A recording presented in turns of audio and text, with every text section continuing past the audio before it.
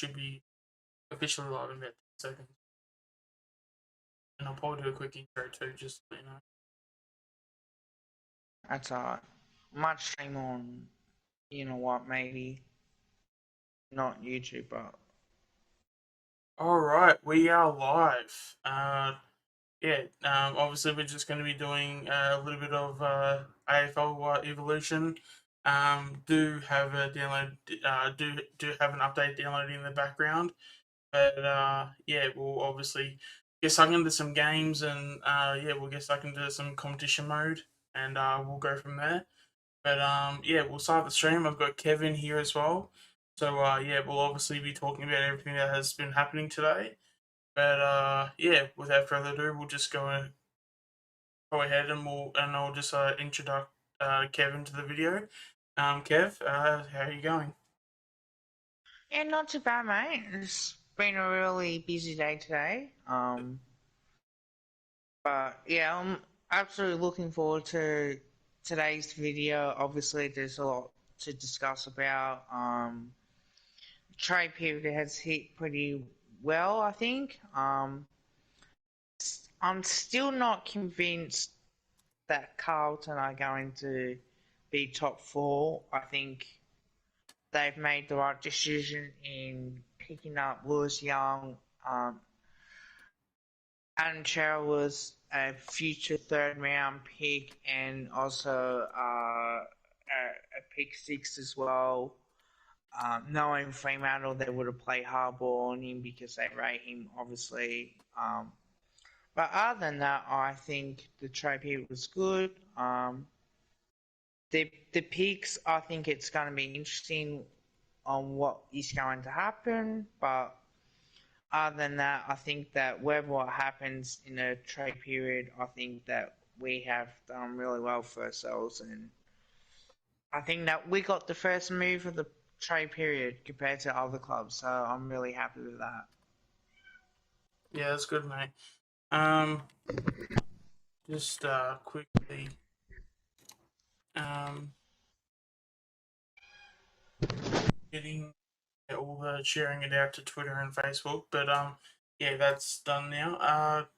And yeah, we've got a comment in the stream. So hi, Bella.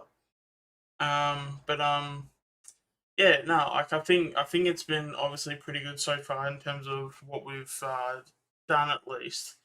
Like I know for those that are on my channel at the moment, if you haven't, or I guess most importantly, if you are not aware, I do obviously co-stream with Kev every now and then, and we do actually co-stream on both channels.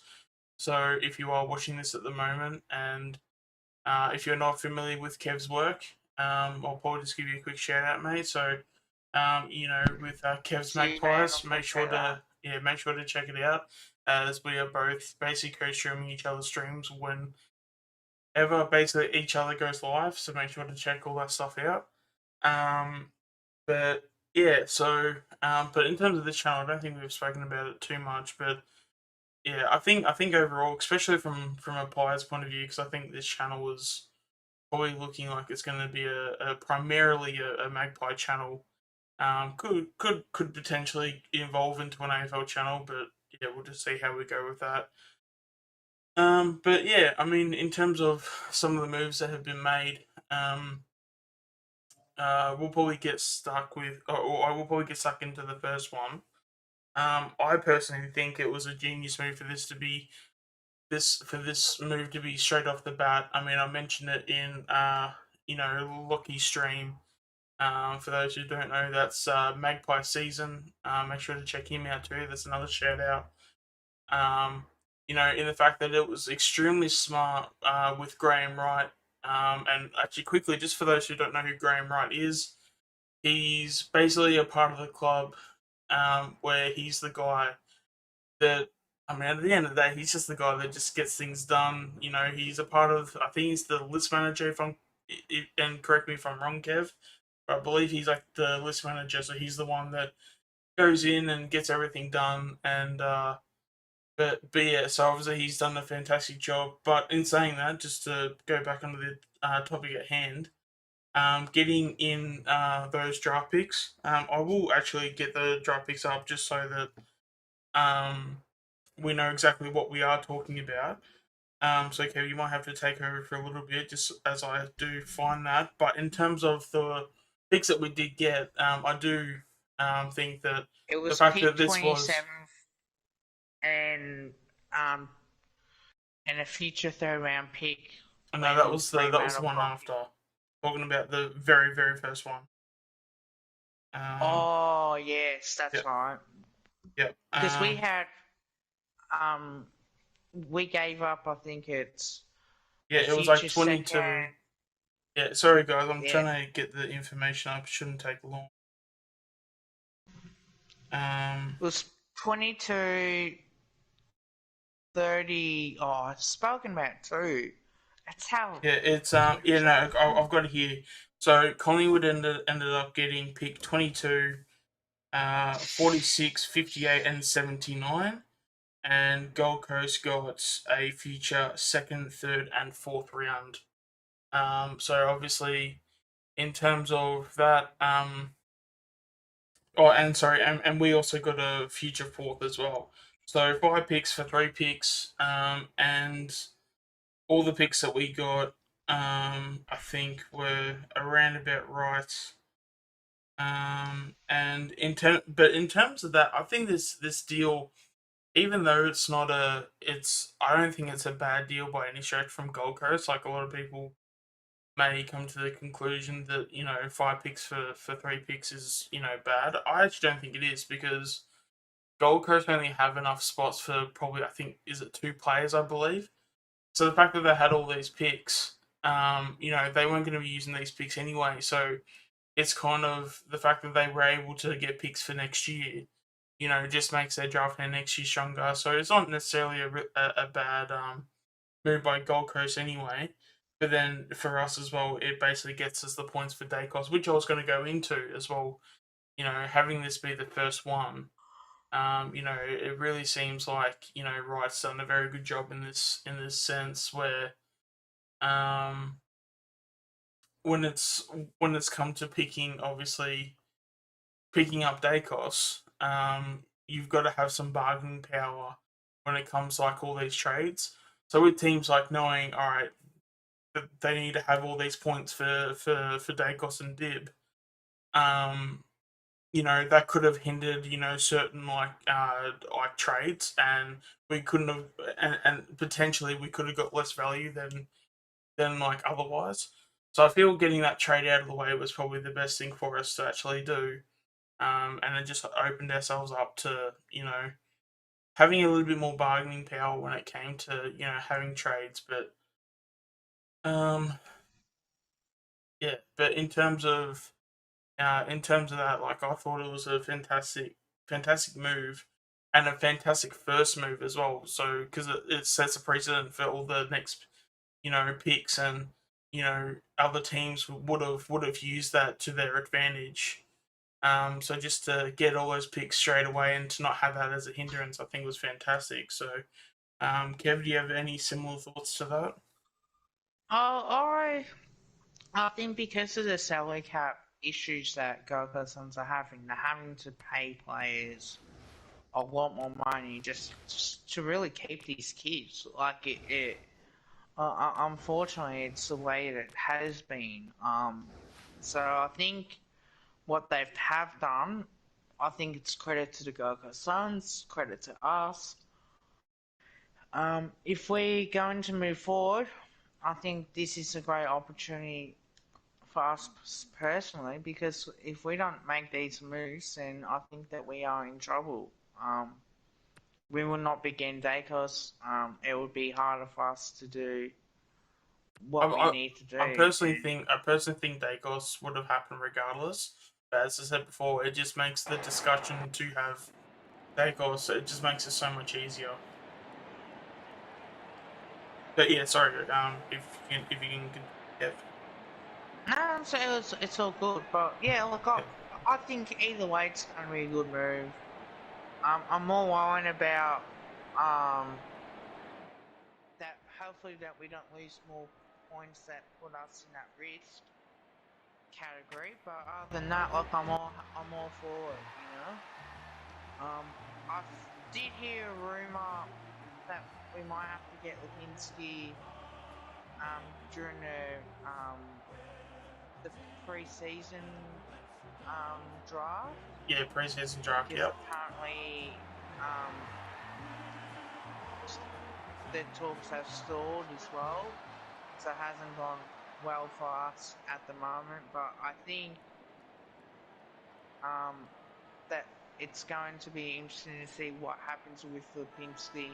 I would rather get him through the free agency than the pre-season draft, only because we can lose him.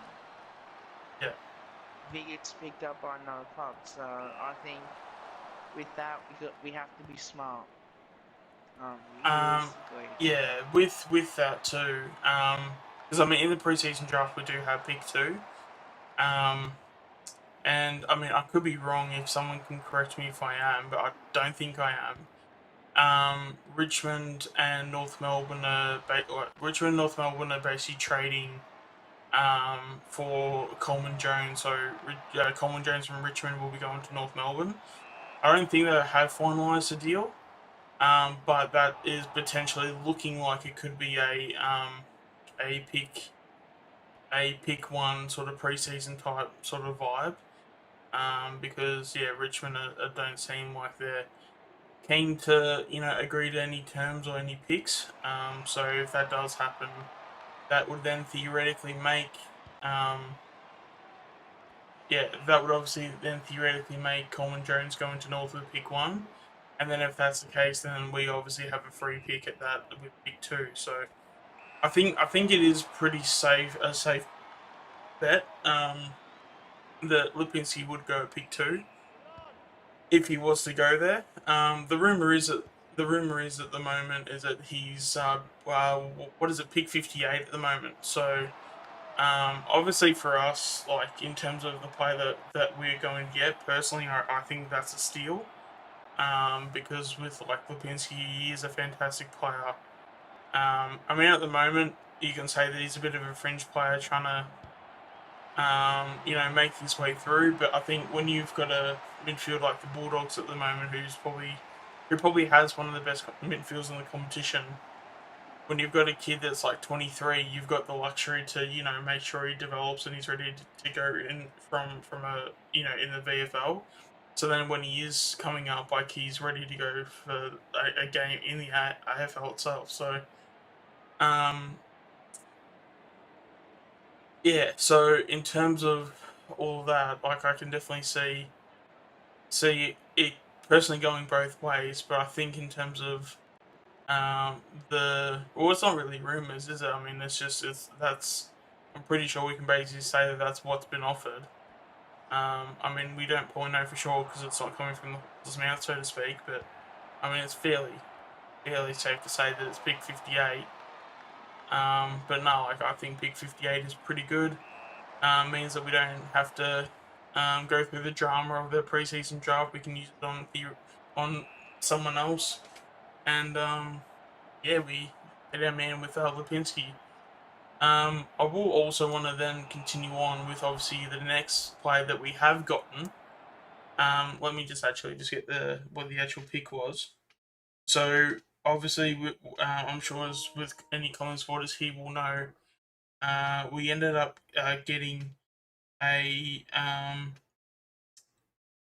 So in terms of the trade, we ended up trading our 41st pick, and we end up receiving Nathan Kruger and a 3rd-round pick, which is pick 55.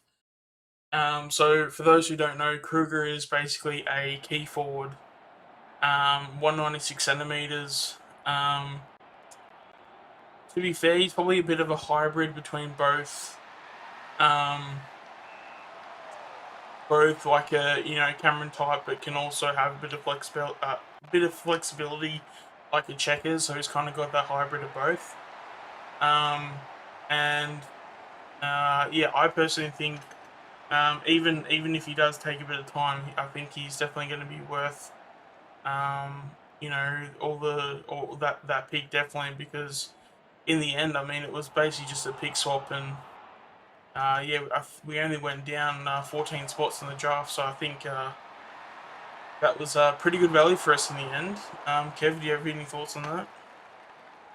No, I think it's good either way. Like getting a key four now that we have done it, it's time for us to really strike. And if we can take that advantage, I can't see why not. Like, I think we need a key forward. At least now that we've got a bit of an upgrade compared to what we normally would get. I know sometimes with the club it's harder to get a key forward. But other than that, I'm pretty stoked off that result. People are hopeful, and yeah, that's fine. But I've got strong belief that Graham Wright will make sure that we develop Kruger into a really good player, I think. All right, and then the other one was also the pick swap, as Kev mentioned before. We traded out pick 22 and we got back pick 27 and a future third. So it puts us, what was it, 5 spots down the drafting order, I guess, so to speak.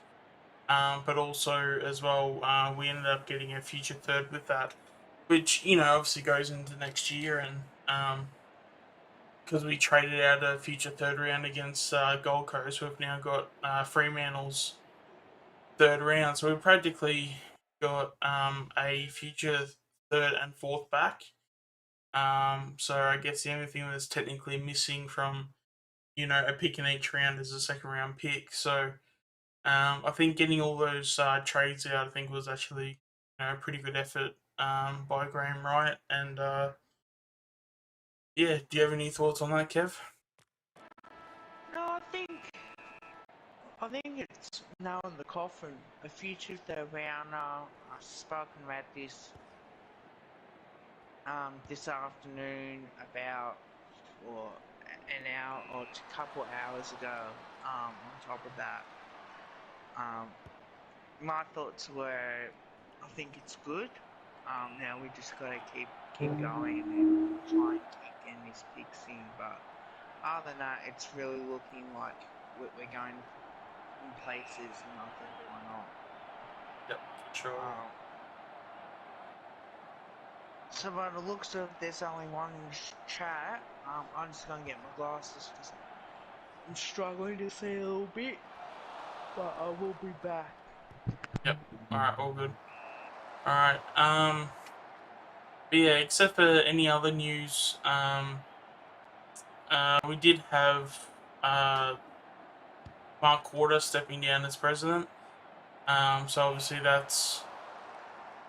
it's obviously news. I mean, when it comes to the club itself, I feel like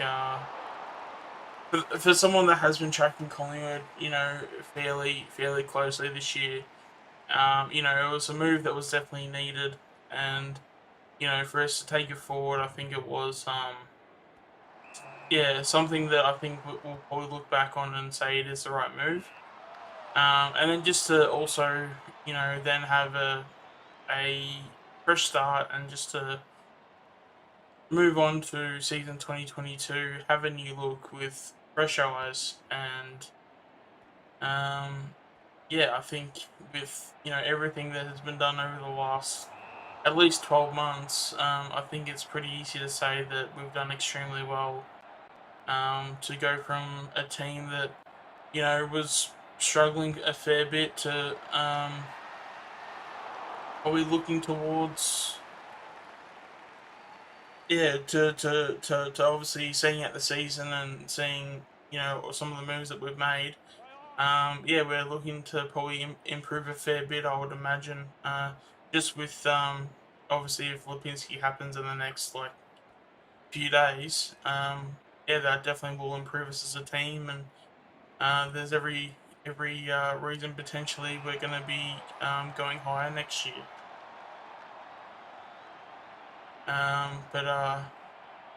Yeah, so just yeah, if there's any questions in the chat, that's mostly some of the Collingwood news. I think we're going to be a bit more relaxed now.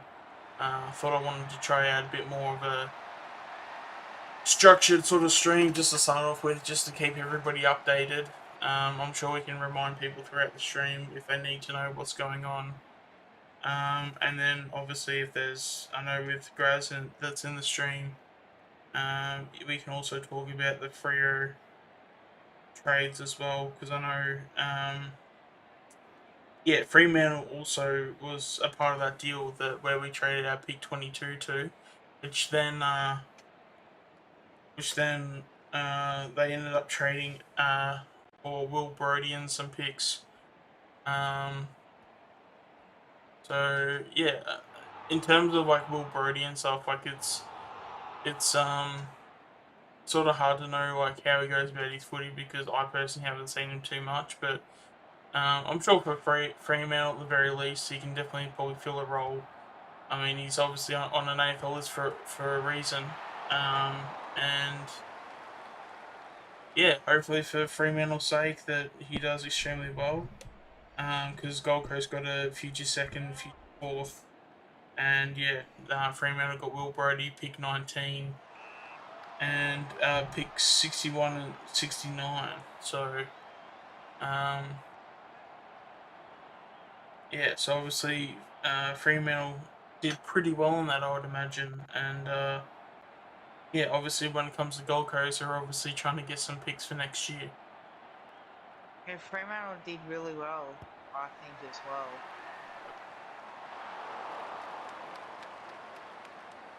So I think now with Fremantle, if they can keep going, I can't see why not. To be honest with you.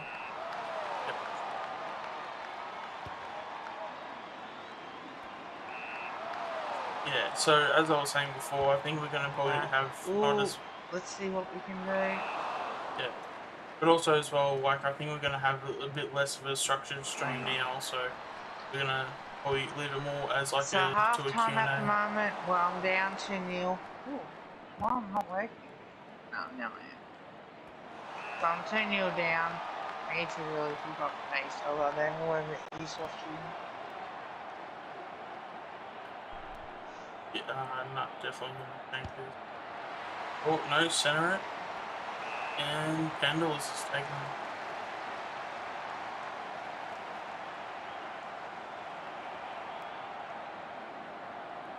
Yeah, if there's any questions in the chat, please feel free to put them in.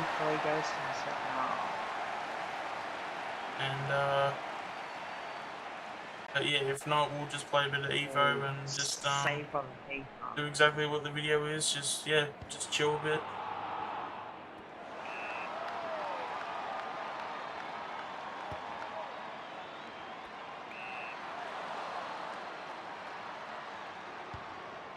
Oh, now I'm just trying to take off.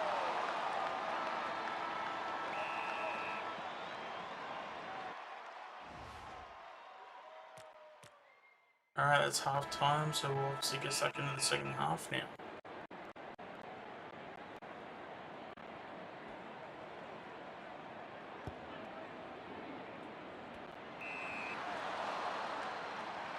Oh.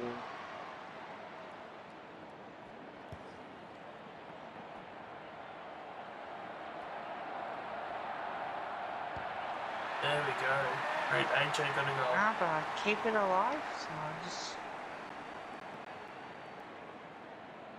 Oh, actually, one question I do want to ask you, Kev. When it comes to Sia, have you still got the same opinion of Sia, or do you think it's a bit you know, or is your opinion still roughly the same that it was last time?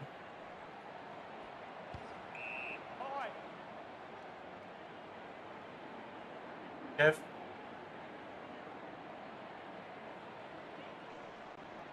Alright, looks like we've all lost Kev for a bit.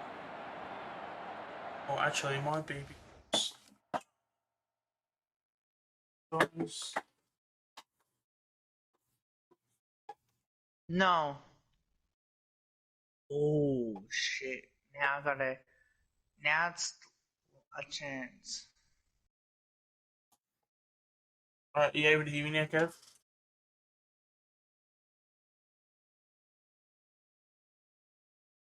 Kev, are you able to hear me now? Yes. Yeah, I can hear you, man. Yep, alright, all good. So, yeah, Can the I question... ask you a question as well? Yep, Sorry. With the future pick, right? yep. We have to use it, correct? For next year, yeah. So if we don't, it's just practically waste a pick. No. Which is something I feel like we'll probably do, is that we'll probably get... Because, I mean, there's no way known we're getting... I think we've currently got about 9 draft picks. There's no way known we're using nine picks. So what we'll probably do is we'll probably trade up a lot in the draft, and then when it comes to whatever picks we do have, whatever picks we have left, we'll then trade that on to like future picks for the year after. So Okay, yeah. personally, I think it's going to be fantastic entertainment. Personally, because I think I don't know if you watched the last draft that we had. Yeah, no, we did extremely well, and it was also not only the fact that we actually did well, but it was so entertaining too. So it was just entertaining to watch because you just saw so many moves happen. So it was really good from a point of view where um, you were happy, especially after like the trade period too, because it was such a bad trade period. We kind of went in with pretty low expectations, and we were just hoping whoever we got wasn't too bad. Um, and then and then we pulled off probably you know especially with what we had going into the draft. I thought we had probably one of the best drafts ever, and we'll probably with some of these kids that we have picked up, we'll probably definitely be looking at this and being like, all right, this is our core that's going to move forward and we'll probably win a premiership. So the fact that we got all of that out, and we really didn't have much picks in the end. No. So to do what we did, I think was a fantastic achievement.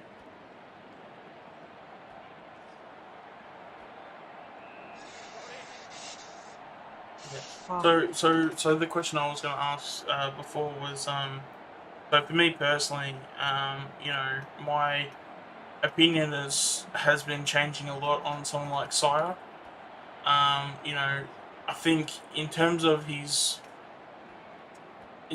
in terms of in terms of just how he goes about things, I think in like as a player he can be a very good player. But also as well, 100%. yeah. Great. But also as well, I think because he's at the age of, I believe he's 23, so I don't know if his birthday is like early or late in the year. But I think when it comes to it, at some point he'll be 24. So I'd imagine, like, let's just say it's midway through, so around June. I feel like he could actually I feel like he could be one of those guys where he could actually be playing a lot of AFL, and he could actually be in our best 22, and he could actually, because I mean everyone knows that he kind of plays. For those that have watched him, he plays similar to like a Josh Kennedy from Sydney. And Yeah. if we have someone like Fly who is, very good with people and is more than capable to have a project like Sia. Well, not that Sia's a project, but like to sort of like turn him around, or just to put a bit of faith into him, because I feel like ever since that basketball incident, or not that it was an incident, but ever since that basketball game he got caught at for being in, it just seems like he just hadn't been able to um, recapture that form, or it just seemed like he hadn't he hadn't felt right ever since. So whether Yeah. if that's, he fell out of love with it for a little bit, or whether if it was the club were just so trying to think what the word is, or the club were just holding on to that situation too much. It would be interesting to it would be interesting to find out, where the like where the um I guess notion to where we just weren't playing him as much as we should. But I feel like when it comes to someone like a Braden Sear, and you've got Fly, obviously he's had conversations with him. That was one of the reasons why he Sear sort of like wanted to then stay, I guess, because of that conversation. I don't think Fly's come out and said that if he does want Sia, but Sia has definitely basically said that he does want to stay. But I do think that if he does stay, I think he's one of those guys where I think we kind of written him off a little bit. And I'm not gonna hide away from that. I was definitely one of those people. Yeah. Um, I put my hand up. I was. and but in saying that, because I don't think we've ever doubted his ability to play the game.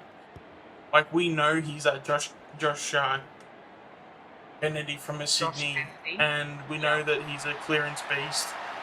And basically having a inside mid that's 191 centimeters, those guys do not grow on trees. And he's a big I kid know. too. Like in 2018, like imagine he's 23 now. In 2018, he was what? Yeah, he would have been a 20-year-old, and like he was even massive when he was 20. So like imagine him being like 23, 24, and going through an AFL season. Like, if we can get him right, and if we can get him on a playing field mentally of enjoying the game again, I think Sear could. I mean, I could go as far as say as like Sear could potentially be top five now, best and fairest next year. Like, he's honestly that good. Um, he may he may not get there, but if I think he's going to have the season that he's going to have, like, he's going to at least feature in the top 10. So if someone's obviously going to be in your top 10 in your best and fairest, he's obviously going to be, at the very worst case scenario, it's going to be your 10th best player. So that should mean that if he's going to be your 10th best player, you're going to be playing him most weeks. Yeah, just also want to know your thoughts on Sierra, Kev. If have you sort I of think. changed? Yep. I think a fresh start does help. I think. Look, the club isn't gonna. Obviously there's no one wanting him, so I guess that we're just gonna have to get used to that. We're stuck with him.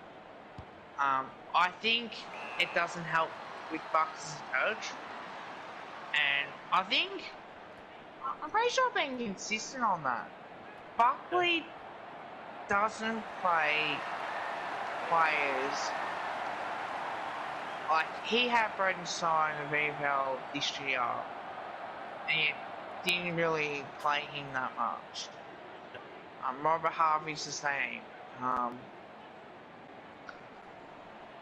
I think you have to see what he can do now. Like, he's been in the list for 5 years. I don't know what's happening. He looked alright and decent in some of the games he's played, but is there something that we don't know about that he hasn't shown?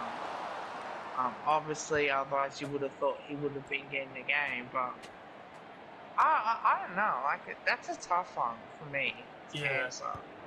I feel like when it comes down to it, he's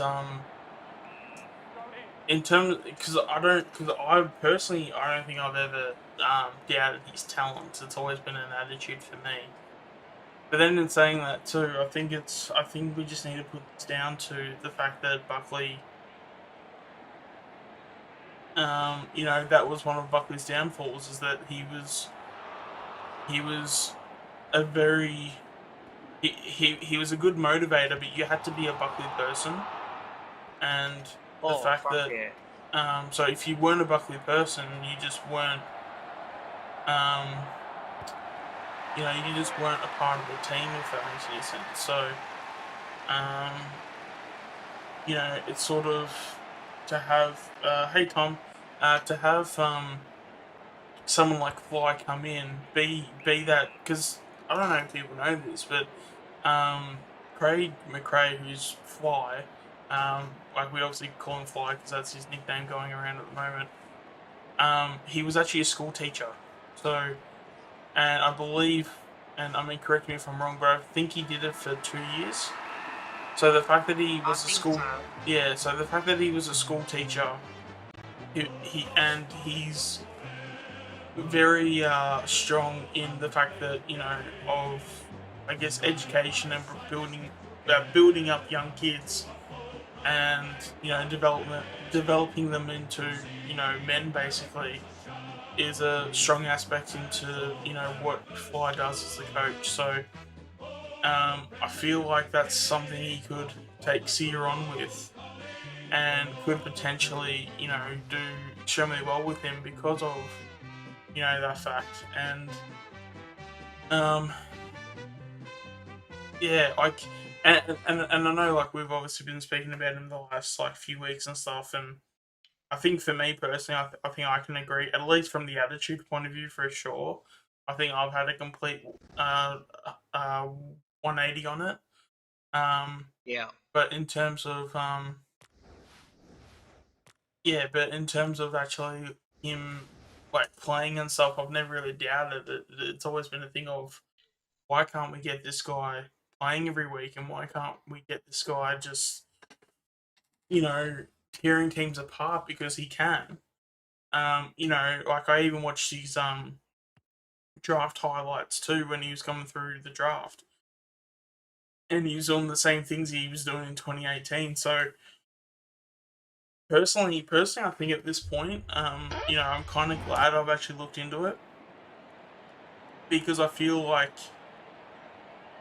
it's more, the reason why he hasn't been playing as good isn't due to him having a lack of talent. It's due to him not having the supports around him and to cater for his needs. And personally, I think he can be a fantastic player if we actually put the time and effort into him. So to put in that time, I feel like we need to um, like, we need to get someone like a Fly, because I feel like if Buckley was coach, it just would have been a waste of his time, and I do feel like he probably would have gone to another club, but um, Michael Gibbons. I'll finish up with like Sia, but yeah, no, I guess at the end of the day, with my final thoughts, I think he is worth the gamble to go with. Um, we just need to um, I guess essentially not trade him, because potentially I think he's the next Josh Kennedy, or he's like a Josh Kennedy type. And I guess, yeah, we just gotta have faith in Fly that he'll obviously turn him around, which that's literally what he's best known for. And yeah, we just got to trust that process, because if he's up and ready, if he's up and ready to go, and playing the footy I think he can have, I would not be shocked in the slightest. At the very least, I would not be shocked in the slightest if he's playing in the AFL. Sorry, not the PFL. Why did I say that? I'd be very shocked if he's not in the top 10 for the best and fairest. I don't know why I said VFL. Um, Yeah, yeah, If we that's do play that. Grant Tyre, do you think he plays the first game of the season, or I what will think so. happen? If he shows his talents and he shows how good he really is, I think we should. Because I think it's just a matter of just playing him, and it's just getting him that confidence. That's going to be the difference in terms of in in terms of I guess what he needs. I think he needs someone to believe in him, and he needs confidence. Like he needs someone to believe in him, and then he needs the confidence that someone believes in him, and that makes sense. Um, but yeah, I think that's pretty much how I feel about it. But yeah, we'll move on to the next question. I think I've got that. So obviously with Tom ends up. Tom has said, "Do you reckon we are getting Michael Gibbons next year?" Um, oh, it depends. It depends what you obviously get him for. If we get him for a cheap sort of like if we use one of our last picks, maybe. But I wouldn't be going after him personally. We've got plenty of guys in those spots. So unless if he's gonna be competing for other guys' spots, because I think as well, I think we have to realize that with Dib, I think Dib's gonna be playing that role, and he actually does that role extreme. Ironically, he's just on here now, but he's gonna be playing that role. Um, and yeah, I mean, I wouldn't be against it because he's obviously played at the level, and that's always a bonus. Um, yeah, so but I think it also depends on like list spots too. I think Tom. So I wouldn't be against it, but I wouldn't be yeah, but I wouldn't be yeah. It's because I mean in terms of Gibbons, I mean you got to look at who we have in his spot. We've got probably Jamie Elliott's in that spot. We've got Yusuf Dib. We got Jack Ginnivan. I mean, we probably won't get Stengel now. But then, uh, I mean, potentially, like, you got Bo McQuarrie. I think Bianco's going to probably start as a little bit as a forward early in his career and then move into the midfield. Um, Yeah. but when you think about all those players, I mean, is he better than any of those players that I just mentioned? Um, Probably not. yeah, I'd say no. Um, but I mean, yeah, if you do have a list spot, I mean, you can't. It's probably a scenario of you can't go wrong with it, and he can probably create a little bit of value. But I mean, if you get him in, then I guess, you gotta figure out is it worth picking him up if he's just gonna play, AFL the whole year when you've got. Because for me, I don't personally see him playing in the senior side, so unless if there's a free spot that we just can't fill a spot in. I just don't see a spot for him personally, and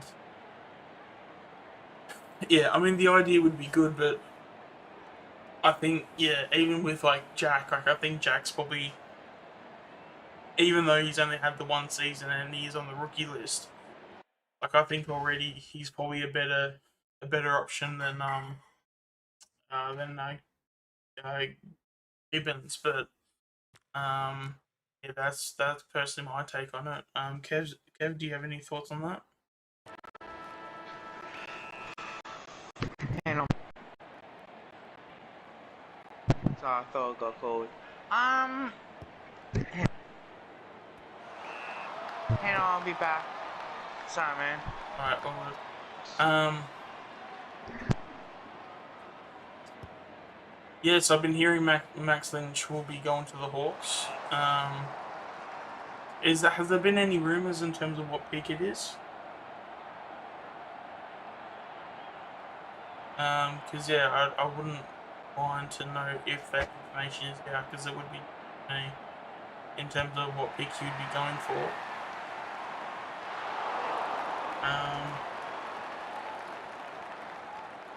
Because I would assume that it would be for a pick and not for yeah, and you would assume it'd be what, a third round pick? Late 40s, early 50s pick. Okay. I'll have a, because we've actually got a lot of picks in that area too. So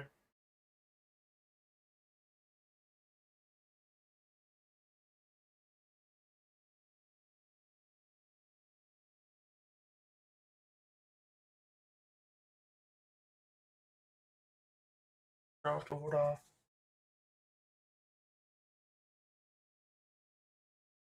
Right, what do Hawthorn have? Okay, it looks like, well, yeah, it's either going to be pick 59 or 65. Because yeah, the next pick higher than that is 24, so they won't use that. Um, unless if we use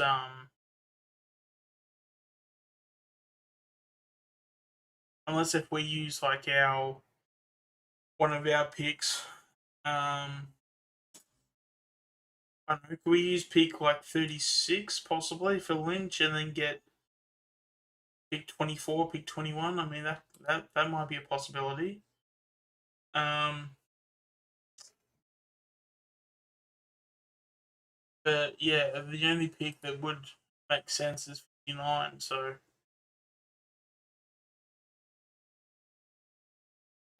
yeah, that would be interesting to see where that would go. Um,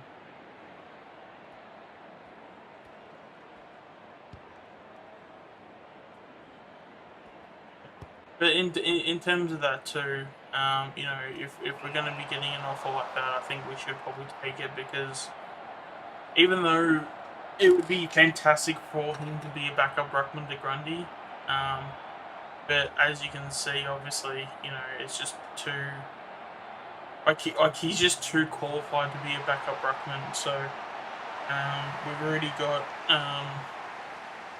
you know, a few guys in his place to, you know, take those roles. You know, we could even, you know, develop Darcy Cameron as a full time ruck, and then, you know, go forward sort of thing, as what he's already been doing. But you know, having him, if Grundy ever goes down, um, Cameron can become that full time ruck. So it's going to be interesting to see how it plays out, because yeah, I mean, we could have some pick swaps, because yeah, they do have pick 21 and what was it, 21 and 20, and we've got 27. So hopefully we keep pick 27. But yeah, maybe. I mean, could Wright pull off a massive trade and theoretically do pick 27, and we like, so they get pick 27 and Lynch, and you know, we get pick, what was it, 21 and 24. I mean, that could be crazy. That would be, I mean, that would be a fantastic deal if we could get that done.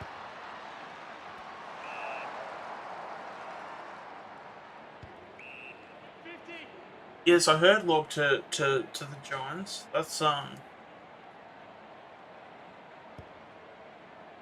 I don't know about anybody else, but just by the sounds of just his character, that kind of doesn't surprise me that he would do something like that, though.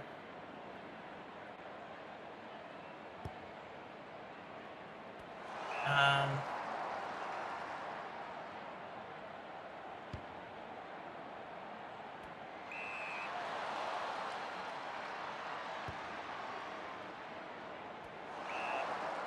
Yeah, so overall, Tom, how do you feel about the trade period, and you reckon we've done a pretty good job so far?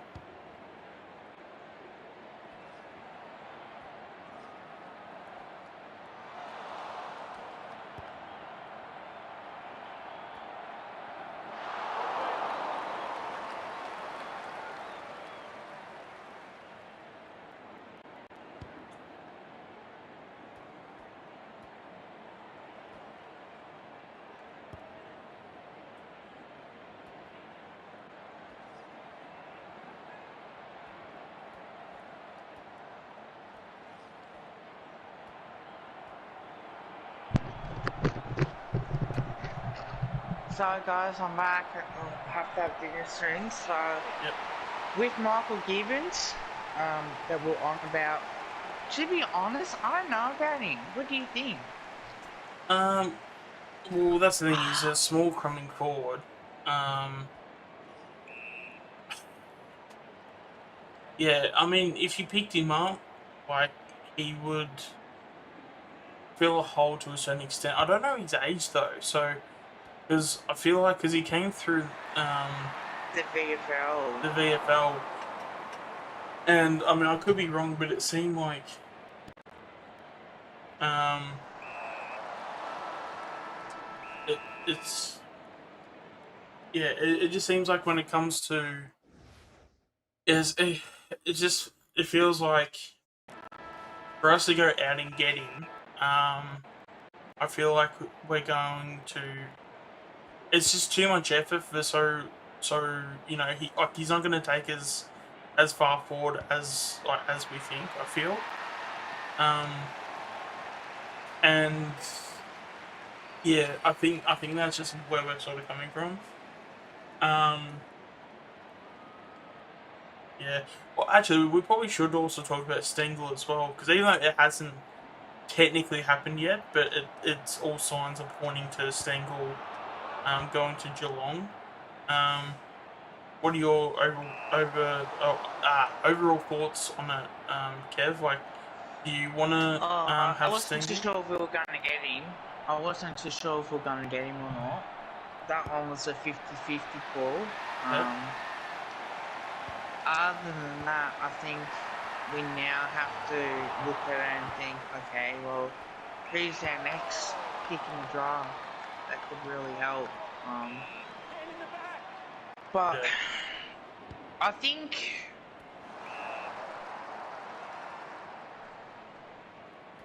I think we got enough smalls as it is. I think we've Yep. got enough. Well, I think as well too. That's I think the thing to most, or the the thing to put out there is that we will be getting Dib. Um, well, I mean, it's highly likely that we will be getting Dib because he's an academy player, so we may. I mean, I'm pretty sure we would match the bet regardless, but when it comes to he is that sort of replacement type for that type of player. So when you look at yeah. our small forwards, I mean, you've got your Elliots of the world, and you've got Jacko, Inovan. It would have been nice to have Stengel. I mean, Cameron might be coming next year. From West Coast, so potentially that could be a thing. But when you have Elliot, you have uh, Inovan. Um, you could even, I mean, to a certain extent, you probably put in like say like a Bo McCreary there at some point. Um, like a Bianco probably goes down there for a little bit. I think we've just got too many guys in that position that are, I don't see Gibbons at the very least. I don't see him making it. I don't see him being competitive with those guys. Um, so I think with that, personally, I wouldn't go after him, but and then also as well because he got delisted by Carlton as well, and we obviously know where Carlton are at as a side. It's obviously not. I mean, there can be, other reasons, but normally when it comes to Carlton, if Carlton don't think you're good enough to be on their list, And Carlton are that's not it. a very good side, so that's also another thing too. Like I don't think he's a bad player at all, and could fill a spot somewhere on the side somewhere. It's just that I wouldn't be taking a gamble on him because of just by the fact of who we have in that spot already for him. Um, so that's, I guess, my sort of take on it.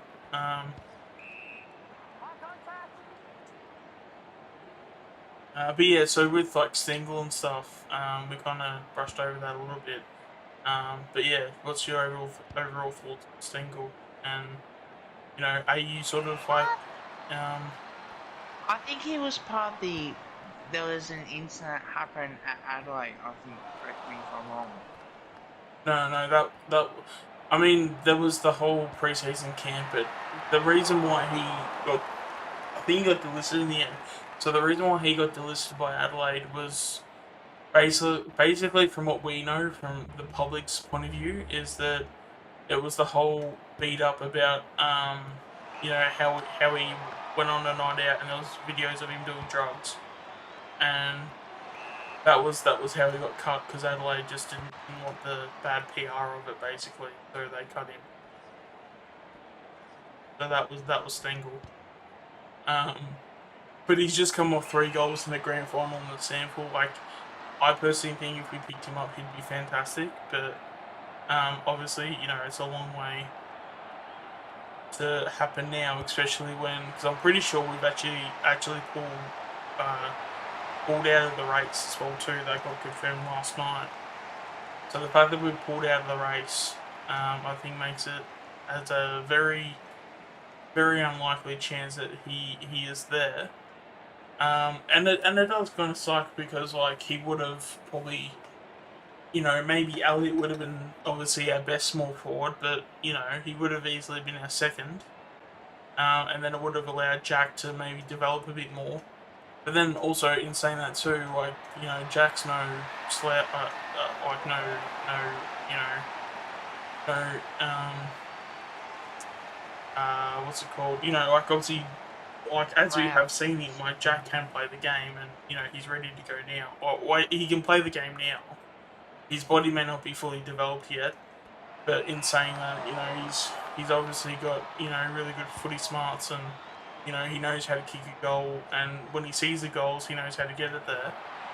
Um, so ideally for his development, it would be better if we didn't have to rush him as much. But then in saying that too, playing him probably wouldn't be the worst thing either because when we did sort of throw him in the deep end, he did do pretty well for himself. And then also on top of that too, we've got Yusuf Dib coming through the draft as well. So if we pick him up as a next gen academy player, he'll be one to be in that role. So because we won't get Stengel now, you would think Jack would go probably to second or third spot in terms of a best small forward, and then obviously Dib will probably go down as probably like the like whatever the last one would be in terms of expectations because we just don't know what Dib is like. But also on top of it too, when it comes to Dib, like I did also see, um, there's a video when they, God, when was it? It was around preseason time. The Collingwood posted a video because just telling people that we were keen on Dib and Dacos. So there was a video where they were training with Pendles and Tay, and they would teach them some like training drills. So I mean, I could actually, and because Dib is practically the same height as Taylor Adams, I could actually see Dib maybe eventually being like an inside mid. But I think for his development, he's probably going to be like he's probably going to be in the forward pocket.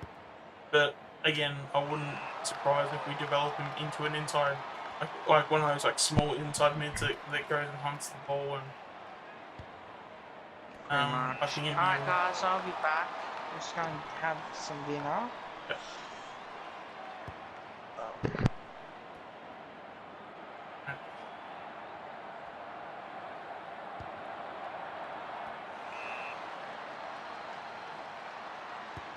Yeah, if there's any questions you guys have in the chat, please let me know. Happy to answer any questions. Get one out of it.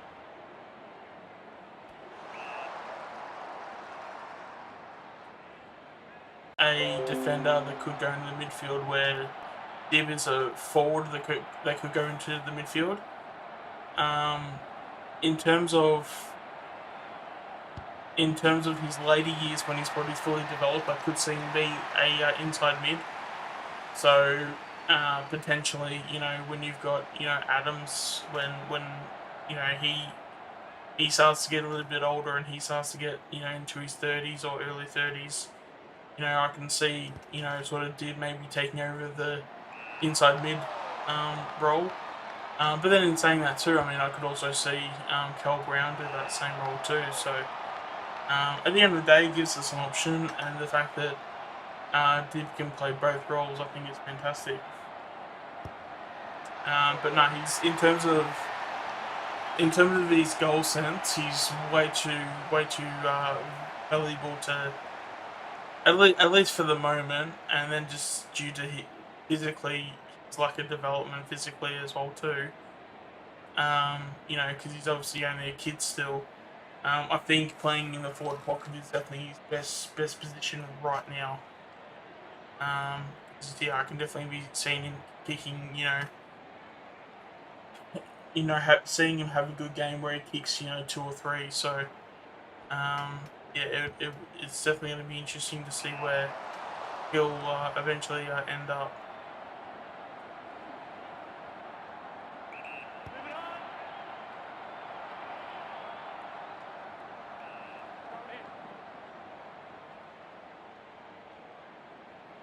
Yeah, so we've got Port Adelaide and Collingwood playing at the moment. Obviously, Collingwood's in front by a bit. And I think we're not far away from finals either, so that's going to be some good content coming up for you guys.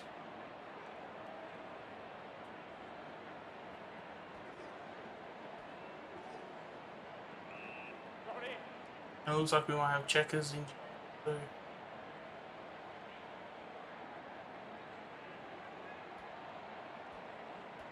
Well, here we go at the back. Oh, we might be alright here. Oh no! Trying to give Stengel the handball late on him.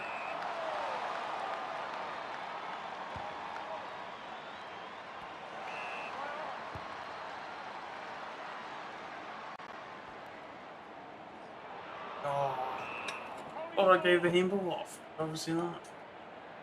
Or tried to.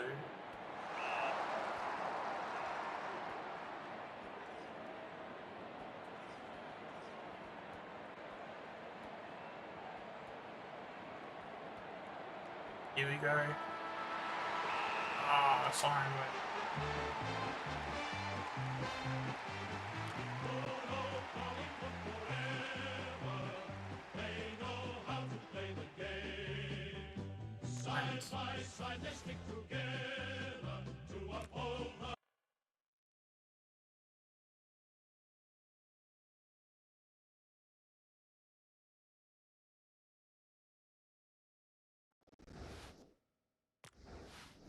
Actually, we'll go through the fingers.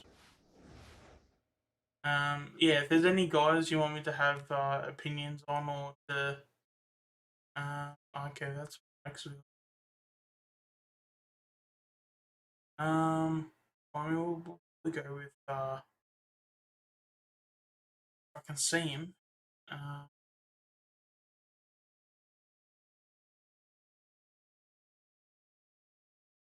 There he is. Uh, AJ full forward. We have Stengel out now. Stengel. I can get everything now.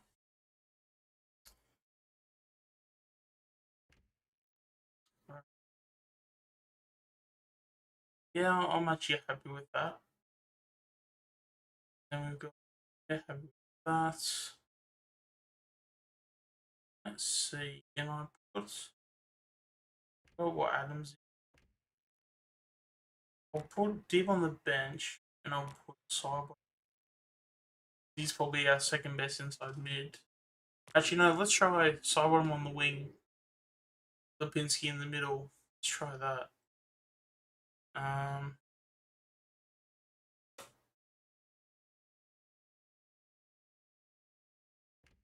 Feel like just because of his rating, we'll have Hoskinelli.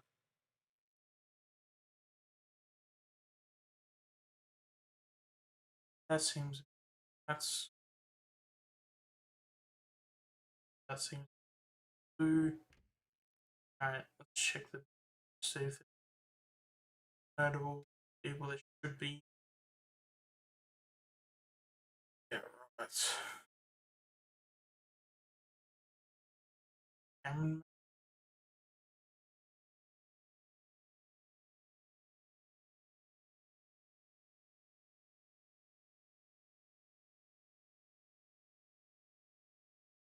Probably. Oh, we'll go with this team for now. Worry about next team in the other round.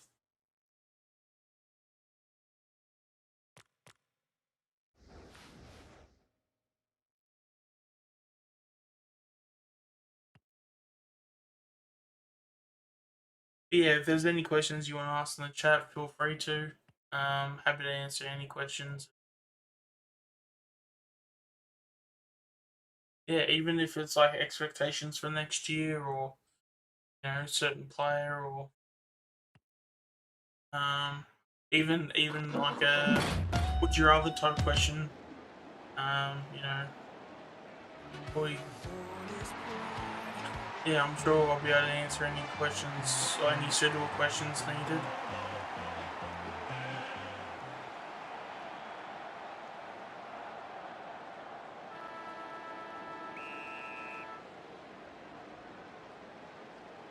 Alright. Yep. Punch. Yep.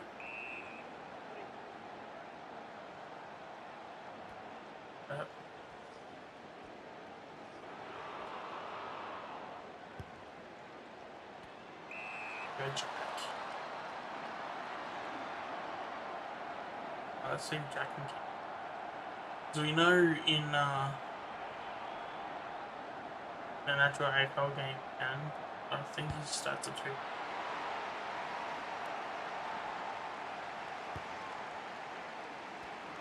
Oh, there you go, the goalie. Alright, I reckon he's gonna kick it. And I reckon it's for a goal. There you go. Go straight through? Yep, straight through the middle.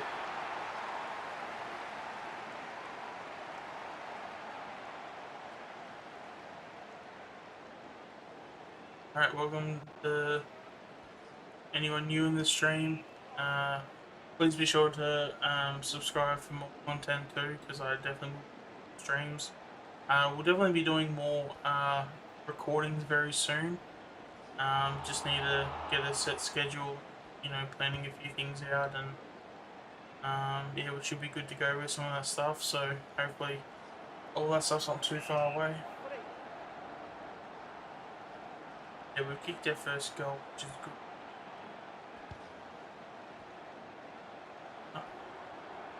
Also himself. How is he going to kick 2? Yes, he does. Go, he's kicked the first 2 goals in only game.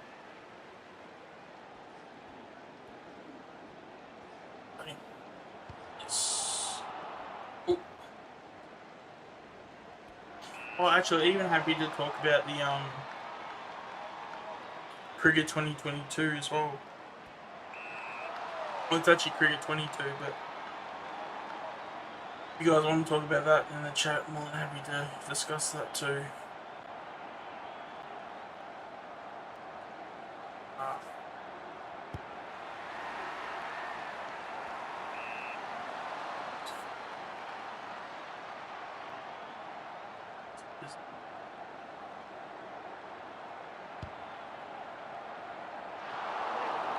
Whoa, okay, that's that barely swung back at all.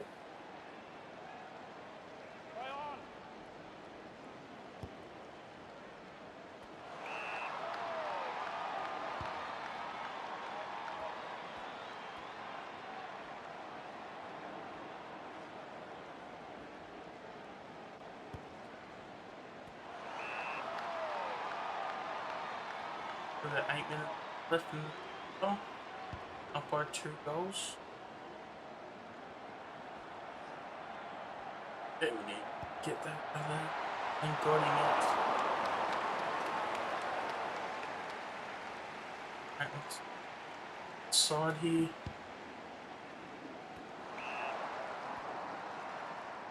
Why did you not stick the handball? Not stick the handball. Hit.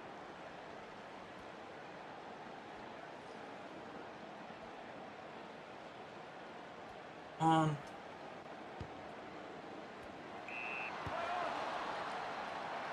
Punch.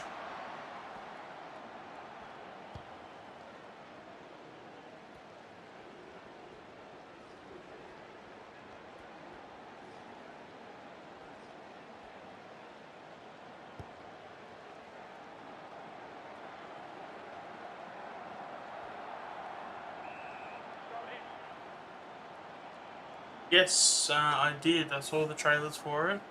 It's coming out January of next year, so yeah, we'll definitely be pre-ordering it. There's also it's like a demo or something they're releasing, I think, too. So if you pre-order it, you also get a demo with it as well, which is exciting.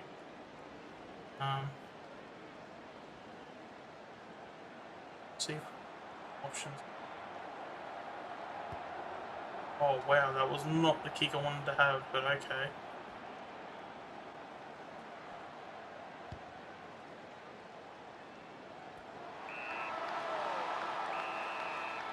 Yeah, Lob is leaving Fremantle. I don't know if it's like confirmed that he's going to the Giants, but it looks like that's the favourite at the moment.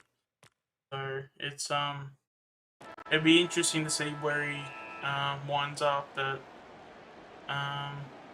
yeah, it looks like Lob's not going to be there.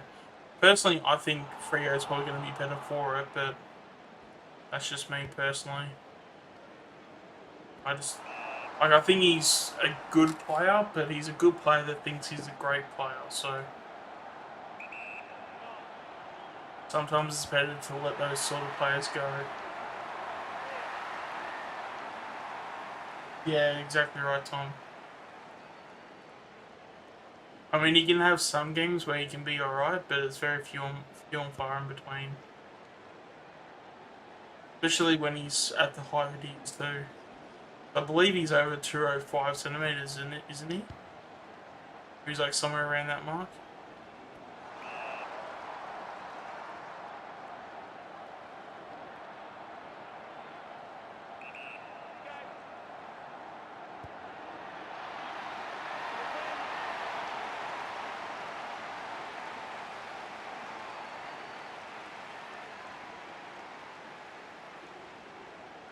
Yeah, but I think you guys got compensated fairly well though. I mean, you got what, pick 6, and I think it was like the 3rd round or something. So I feel like that's about right for Chera. Because also as well, don't also forget too, he probably may not. I mean, he definitely will be a good player, but Carlton aren't necessarily the best at developing talent. So he probably won't be a dud, but I don't think he would be as good when anywhere else. Sorry, like, yeah, I don't think he'll be as good now that he's gonna go to Carlton.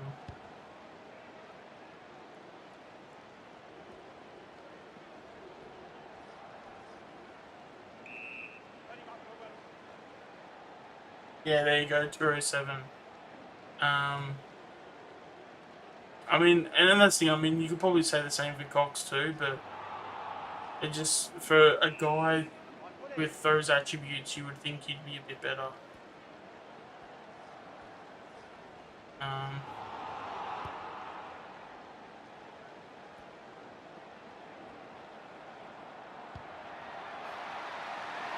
yeah, and Tim O'Brien is going to the Dogs too. Yeah, I saw that.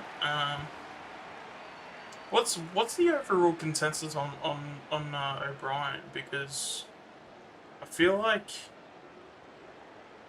because I know because he took did he take Mark of the Year this year or was that? Oh no he didn't take Mark of the Year. That was Shy Bolton. But didn't he take like a really good mark? Because I think that's the only thing people talk about him, like have like spoken about him, is that really good mark that he took. But I personally think Tim O'Brien's like a very good player, but he just doesn't really get talked to much. Like people don't talk about him much. I don't know if that's if I'm alone in that, but I think he's great.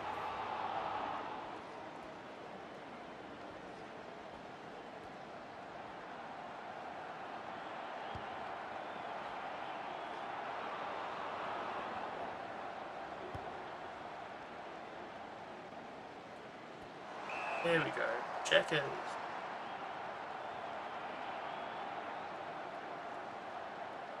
Yeah, you would think at 207 centimeters that you'd be able to do a bit more than what he's done.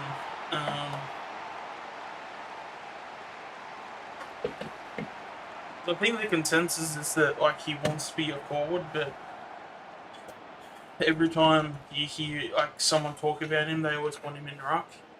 So I feel like that's also something where you know you can have issues that way too. If you know a club picks you up and they think that your best spot is somewhere where your best footy isn't, or you know there's a bit of a disconnect there.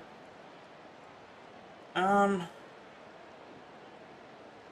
so someone like Brander would be definitely worth the gamble. I feel personally, he's not a key defender, so if we're getting him to replace Ruffy, that's not the best call.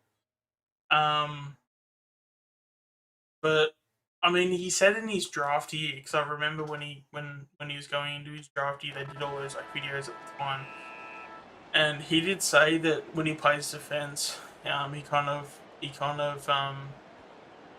plays similar to Jeremy McGovern. So and Jeremy McGovern, as good as he is, he's not like a super tall player. So I feel like if he's not sort of intercepting the ball, he's probably not as good as what he probably could be, or is I'm back, guys. he's not at what he like his value does diminish, even though he's a good player. But you know, I think the intercepting marks that he takes is the majority of his game. Um, so, but then yeah, in saying that, as a key, if his role was a key as a key back, he would struggle a bit. Um, but yeah, I guess that's just my take on it. Kev, what's your thoughts on Brander? Because it looks like there's no interest. So would you then go after him? I probably would, to be honest with you. Yeah, like it's definitely worth a gamble. Like even if you just give, I believe we've got picks 78 and 79. No, sorry, but yeah, 78, 79. Even if you just give West Coast pick 79, if they take that, that's a massive bargain because you could even give competitions to guys like Howe, Tom Wilson, Imagine all those guys. Because if he's better than any of those guys, you've already improved your list. Like I think he can give those guys a really good run for their money. Because even though, like, yes, like Madge does get a fair bit of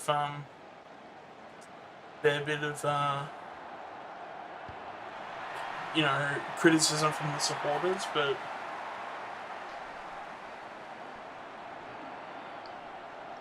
Yeah, he can be a frustrating player at times.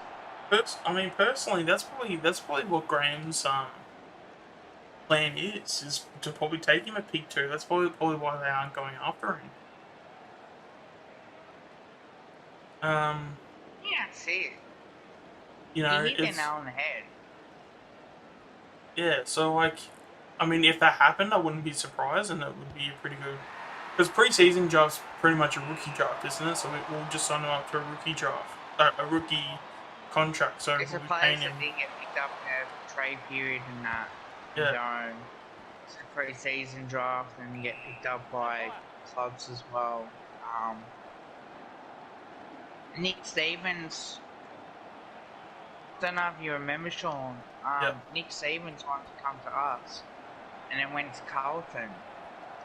Yeah, well, I know Nick Um, Stevens played at Carlton, but I don't know if he had any conversations coming to us.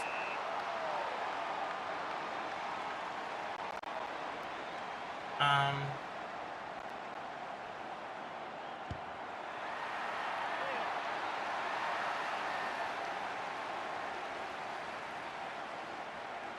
yeah. West Coast did like say that potentially they could offer him a contract, as well too. So maybe he could also fall. Like he could go back to West Coast if they do offer him a contract. Um, but I don't know. Like if you're having like meetings and stuff, and they're not really sort of like, I'd really love to know where his like state, like his like mental state is at. Like the fact that he went at whatever pick he was, because he was a first round pick. I'll say just for just in context to push the story forward. I'll say he was actually I think it's pick four. I think he was pick 14 for memory. For some reason, pick 14 is sticking out. So if you're probably gonna be would be. yeah, I don't know why, but that's what's sticking out at me at the moment. So I'm just gonna say that and roll with it. But yeah, like I don't know, like you don't pick someone up at pick 14 and then have no use for them. It can happen, but like it shouldn't happen as often as you think. Especially with Brander, how Brander was like touted as like, oh, this dude just does everything. Um, like he was Oh, the 100%. um yeah, like but personally, I think he's definitely worth the gamble. Like, but then I think as well, you probably if he goes as like a rookie, you don't pay him as much money, and he probably save a list spot for somebody else that might be like a delisted free agent. So someone like Nash does come in. Um, For the record on that, if we yeah. do pick him up, do you think he plays VFL than AFL? Because I think if we're going to be He starts playing in the through the VFL, and then it just depends okay, how his season goes. Um, because yeah, like in our backline, like even though Quayne has wanted a lot of minutes in the midfield, um, actually now that I'm actually thinking about it, he could play there round one because he's got a really good relationship with Fly. we'll So keep watching. Yep. just the fact that he has that, it wouldn't shock me because the fact that the relationship is there, like the potential makes it more possible. But it would be surprising because yeah, like um, because he's got he's basically competing with like Quainer, Noble, Chug. Trying to think if there's any other defensive mids or any other just defenders, but um, yeah, that's interesting. I'm not too sure. Yeah, because I don't know. Like to be honest, man, I don't know how we can fit Kruger and Brander in the same team. or you'll have one play defense and one play forward. The thing is that you can Kruger actually can play as a key back. Well, I don't think Brander can. So,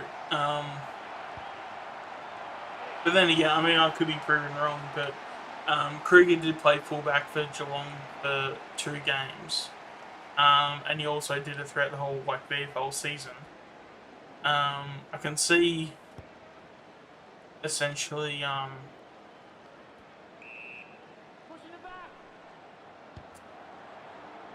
yeah, I can definitely see them playing Kruger in the back line if they wanted to.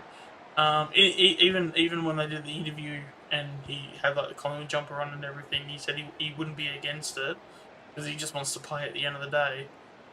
So he seems like a pretty good kid anyway. And whether if that does mean that he plays defence, Wright did say that the intent was to go and get a forward, so they went and got Kruger. So that's probably not in Brander's favour, but you know, things change. I mean, they could look at it and they go, well, we've got this kid. This kid's doing all right. Yeah. And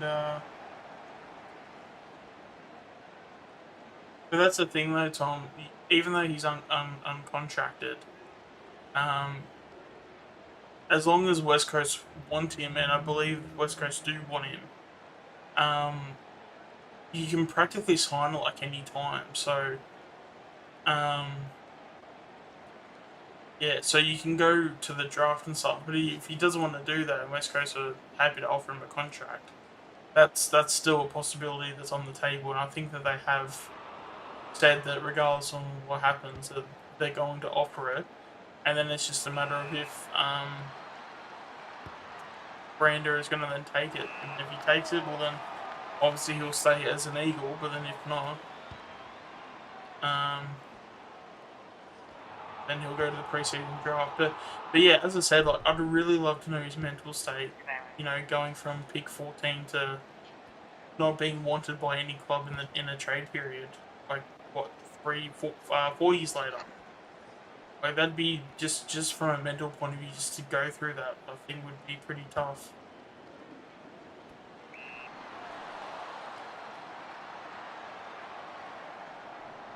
Because you know you'd be so positive and have so many expectations for yourself, and you know 4 years later you're staring down the barrel of a trade period where nobody wants to trade for you.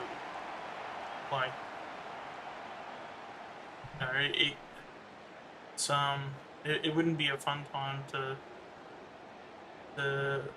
I guess in a sense it would be.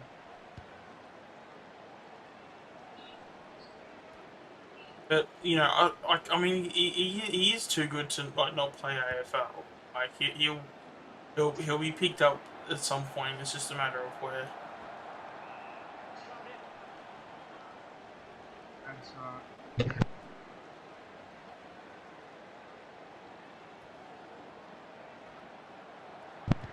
Oh, Grass says hello to you, by the way, Sean. What, in the comments? In my stream. Oh, okay, yeah. Oh, you're streaming as well? Yeah.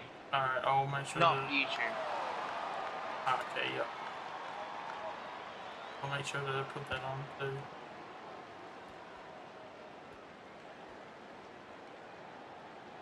Yeah, Ultimate Greatness is streaming on YouTube.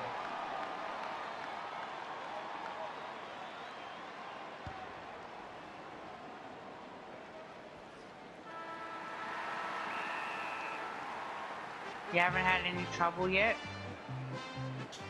No, it's been pretty quiet, so no, I haven't had to do anything. I haven't had to time out anybody or hide anybody, so it's been pretty good. Everyone's behaved really well.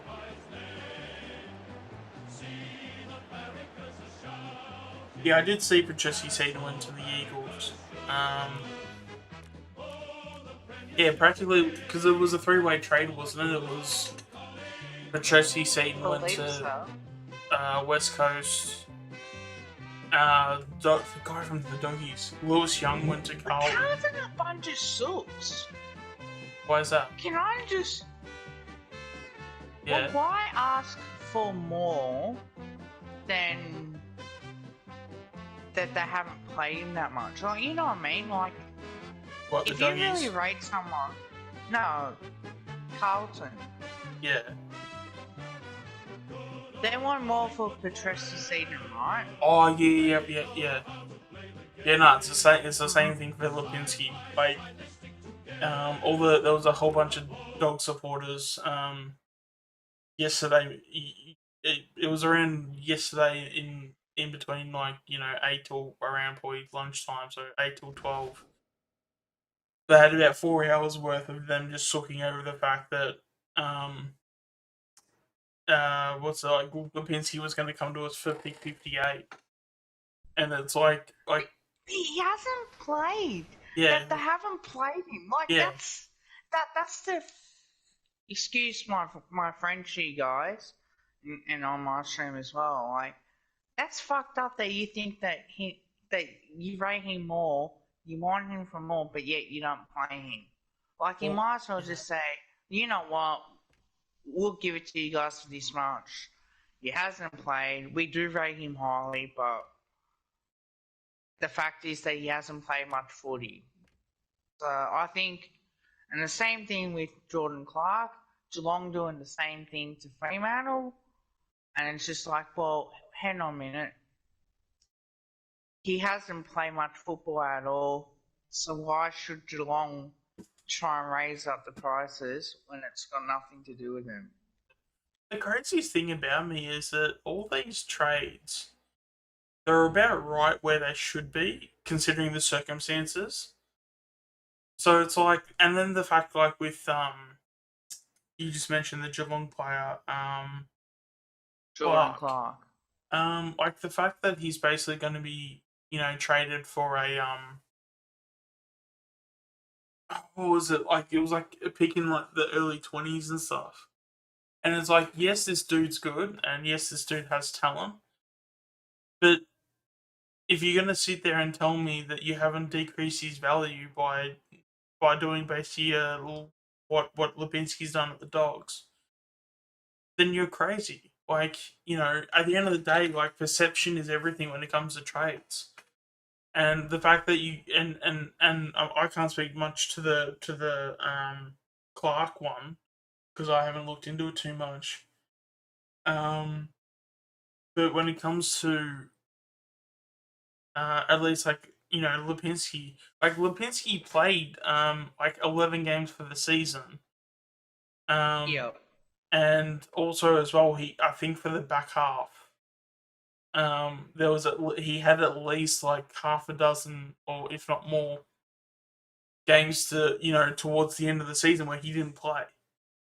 So when you went into finals and when you went in with your team to go and win a premiership, he wasn't in there.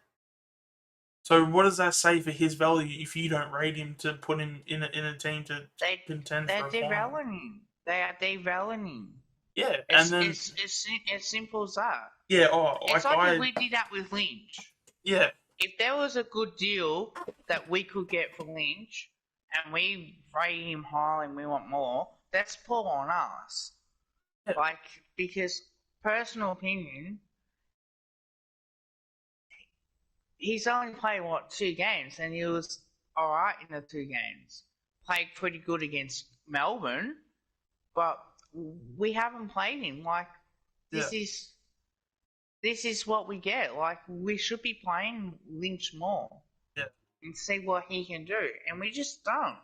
Yeah. But that's the thing. Because I think we have for me, Buckley in charge. Yeah. But I think for me, at least with like from our side of things, we at least understand what's going on, and we at least understand, like, hey, this dude's played VFL. Like, yes, he, in terms of talent, yes, and that's the thing. I think Lynch, in terms of talent, is worth the second round pick.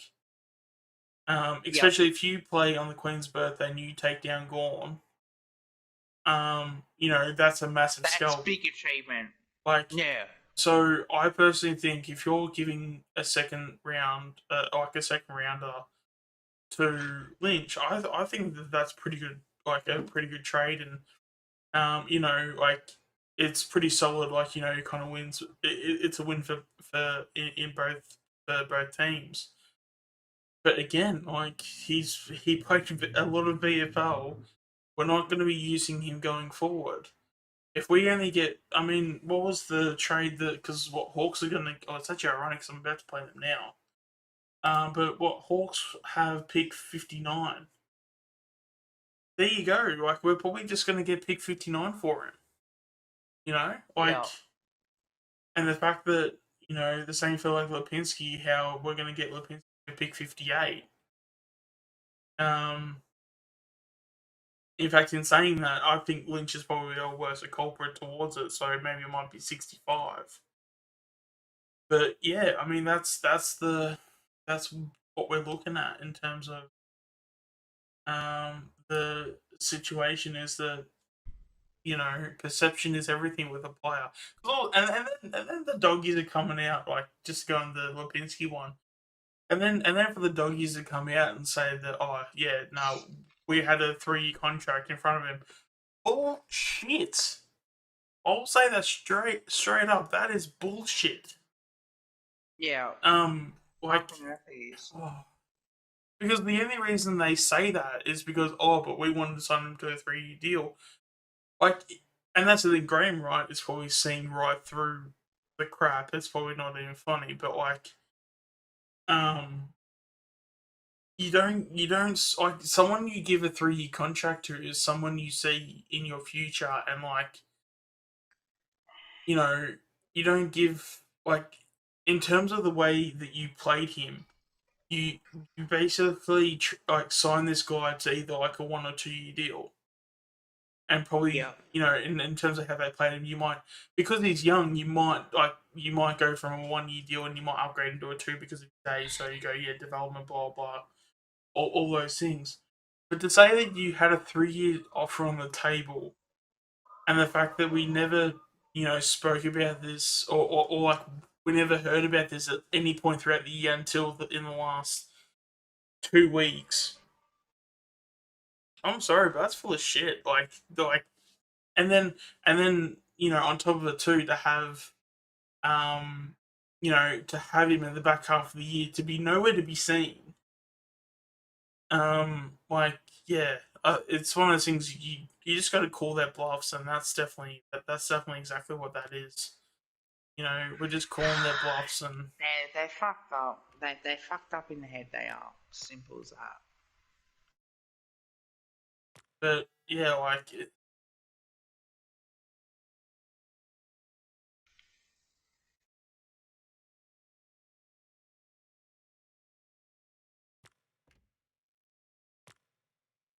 but yeah, um, it's it's crazy to me how they think that they can just say that, and then it's like they're not going to get clowned for it. And then you got the supporters that are like even worse because they're running with that whole narrative. And then it was like, oh, you guys screwed yourselves last year. We didn't screw you. It's yeah, but I mean, you made the deal. Like, you took advantage. Because I think I'm not, and for me personally, if someone's gonna say that, like I'm not gonna sit here and say, what they did was wrong. No, what they did was right. They took advantage of the situation, but now that the shoe's on the other foot, we're doing the exact same thing back. But now they're screaming foul because it's now happening to them, and they're not the ones dishing out the all the value in terms of picks and stuff. Um, like it's just so funny to me now that the shoe's on the other foot. Literally 12 months later, and now it's like the one of the examples I said on Twitter was like it's like that example where like when you've got the school bully in the playground and the school bully punches you in the face and and a scene all happens and things like that, but then say like a week later you then go back to that same bully and then like you basically learn a whole bunch of karate and shit, and then you just put him in a chokehold, and then the kid starts screaming out to the teachers to break up the fight. That's exactly what that scenario is. Like, it's just like you can't now scream foul because it's happened to you. You got to cop it just Yeah, as well, much as that's we it. copped it last year. Like, Yeah. yeah, no, I had a ball on Twitter yesterday morning. Such a good time because yeah, they were just like, oh, and then they got to the point where they knew they couldn't win any argument, so then they went with the whole, oh well, like it doesn't matter anyway because you're going to finish in the bottom four. Enjoy the bottom four then. Like, oh, okay. Even though we're probably going to make the 8 next year, yeah, good one. How about suck my dick? Like in terms like it, I honestly cannot wait for next season because we're going to be making finals, and I'm going to be dishing out so many receipts to people. It's not going to be funny. I'm telling you now, I'm saying this live on stream. Book it, mark it, record it. We are making the top 8 next year.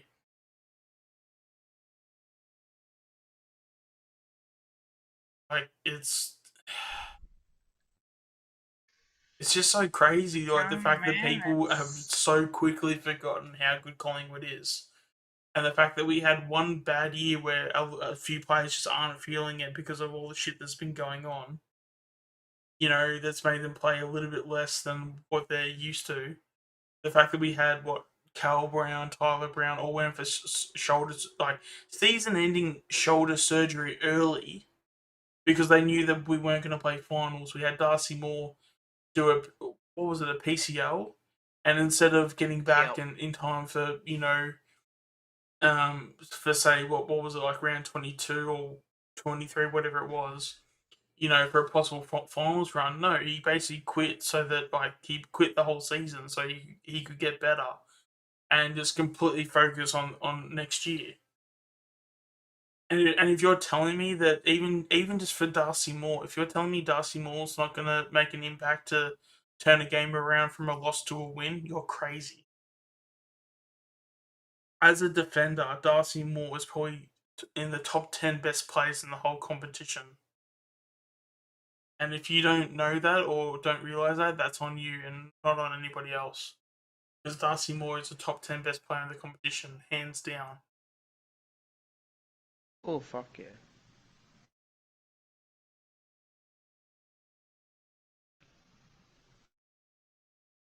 And a half, wasn't it? I like it.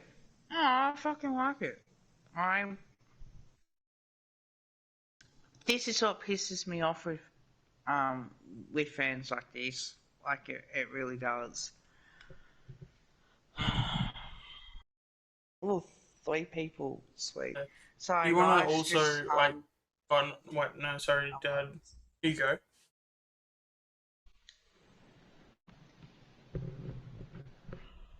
Yeah? I'm here. Yeah. Um, but yeah, so when it comes to, and then there's like another thing too, which always annoys me is that whenever you hear a Carlton supporter talk, and they always talk about how Wiedering is like better than like Darcy Moore. Like, What can I the fuck? can I just say this? Not Darcy. Jacob Wiedering is overrated. Can I just say that like real quick? He is he is an above average role player, and he's no better than that. At his Yep. best, he is a role player that does his job slightly above average than everybody else. If you're going to compare him to Darcy Moore, they're not even close. Darcy Moore has had more All Australians than Jacob Wiedering has. Darcy Moore would have if he didn't do his PCL. Darcy Moore would have been He a would have got he it would have this been an year. All Australian this year. And if you're Yep, and if you're 100%. telling me otherwise, then you either don't know your footy, or you just at that point You're you on just like, drugs. well, not that they're on drugs, Kev. I mean that's a bit far, but like but like yeah, I mean I get what you mean, but like yeah, And then in saying that too, like Darcy Moore, if he plays throughout the whole, like, if he plays every year without injury, he will be an All Australian next year. Like, yeah, it's crazy how people just don't like see that, and how just even Darcy Moore alone, or like people sort of like like people just don't understand that Darcy Moore is a top 10. Like he's in terms of best players, he's in the top 10. Like it's not even a debate. Like if you don't think Darcy Moore is a top 10 best player, you do not know your footy. It's down. Well, that's it, man. That's what it is, realistically. Um,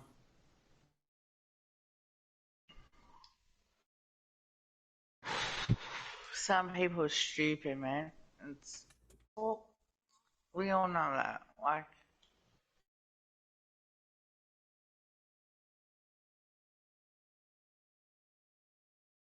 I don't know.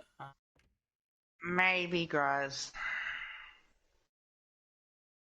Why is it in your chat? Is it? Guys. Yeah. Saying surely stream Rocket League on YouTube tonight, like, or maybe. Yeah, I don't think I'll be Depends going on to being the in the mood. 12 o'clock tonight personally. I might. I wouldn't think I'd be probably. I think I might have another hour left in me, and that's about it. Um, in fact, I might just go to, if I can, I'll try and get to the last round. If I can complete the last round, I might Oh leave it there. shit! Sorry knew about that, guys. What's going on? Oh, he's had a bad day. He's had his PC got smashed today, so he bought it yesterday. So it hasn't been a really good day for him. 3 people in the chat. Thank you very much. I might, if I'm going to stream on YouTube, I might stream on YouTube. Yeah, I'm gonna How hop many off. you got on your stream? I've got 3 at the moment, but I'm probably gonna finish up. Um, I'll probably be done by about 9:30, I think. So I've probably got maybe another hour. So if you want to come over to YouTube, I'm happy to stop streaming, and then I can just hop in your stream. We'll see how we go. Could go. See here in the center.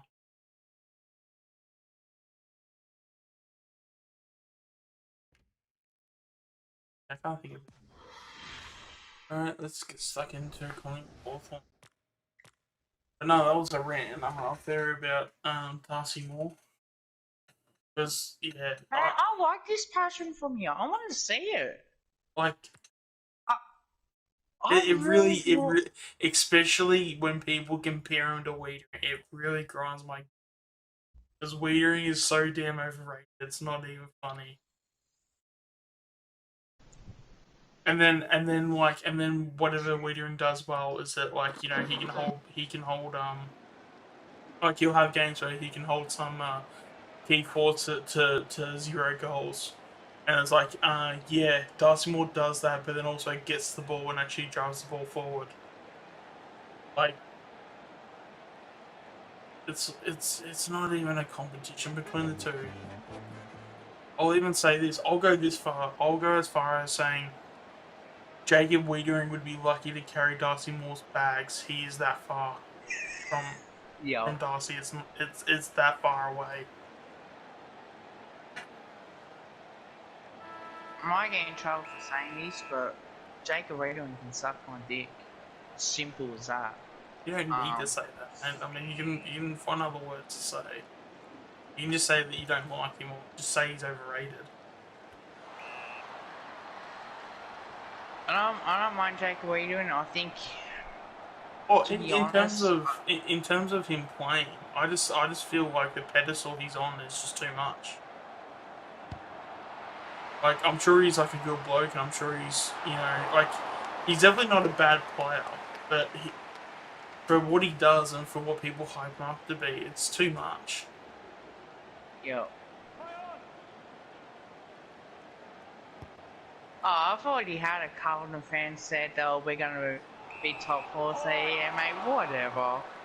Mate, you only got Adam Chera for fuck's sake.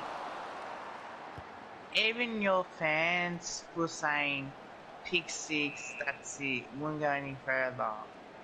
He's not like a dominant player. You just bring in someone I from think that Fremantle that is only played Chera 4 hasn't played his years. best footy yet, but Carlton won't develop him anyway. Because Carlton don't develop players; they pay players. 100% guys, agree with you. Oh fuck, I cop it at work. Yeah, Carlton do not develop players; they pay players. That's how they get forward. They overpay him, and yet they wonder why they don't win every year. You watch. Apologies for the. I reckon because what's his name that just went to Carlton? The Adam Chera. The fact that he's now gone to Carlton, I think he'll still be a very good player. Like, don't get me wrong, and he's got a year or two to develop still. But I reckon the second he goes through the doors, I don't think he'll be as good as what he could have been if he stayed at literally any other club.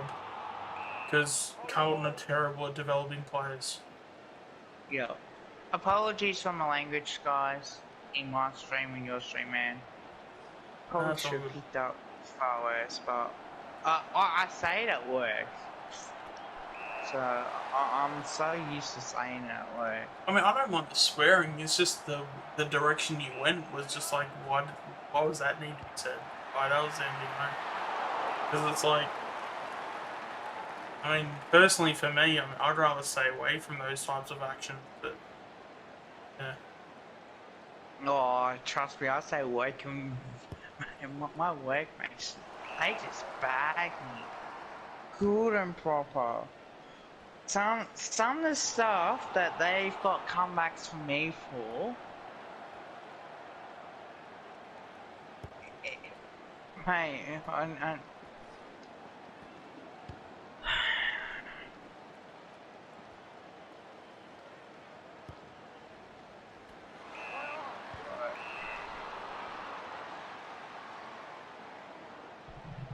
oh, I completely didn't see the message about Luke Unson going to Melbourne. Do you reckon? 100% agree. Do you reckon that was the best thing for him? You reckon? You there, Kev? Yeah, hang on, man. Yeah. Hang on.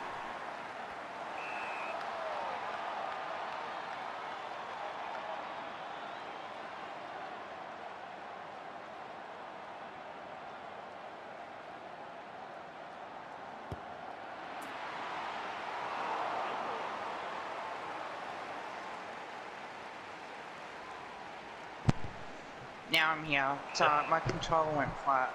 Oh, good. But yeah, so with Luke Unston, do you reckon, in terms of him on a personal level, like for his career, do you think it was a smart move going to the Demons? Yeah. They're in the window. Yeah. Of the next couple of years. Because I don't know what Melbourne are like. They have statistically and in history suggests that they aren't that good the following year after making the grand final after having a really successful year. So I think that could be hit and missed. I hope that they have addressed that, but we'll know more. But I think that's the reason how I think of it as well. Like, it's very important to realise as much as possible On top of that. Mm. But I think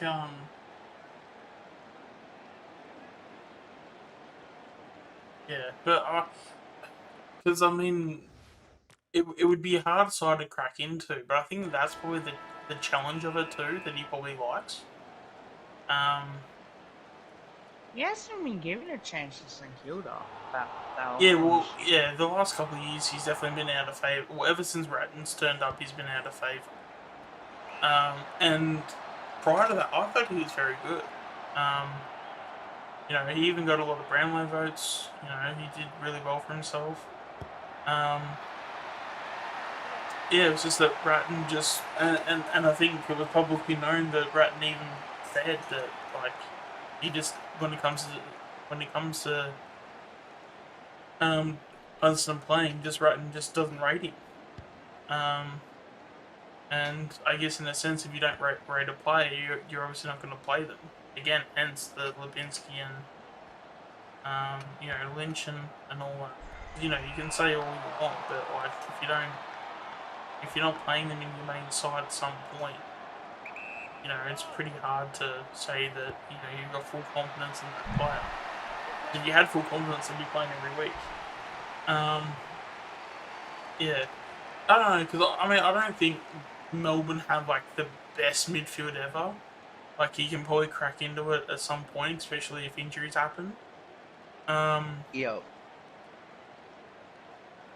and then I guess because I've just won the premiership, I guess he just feels that if he's going to win a premiership, best one to go to is Melbourne.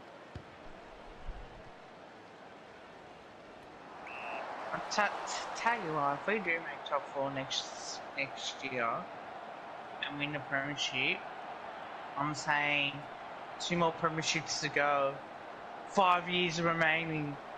Yeah. I don't think we'll win the premiership next year. Um, it's just too early for that.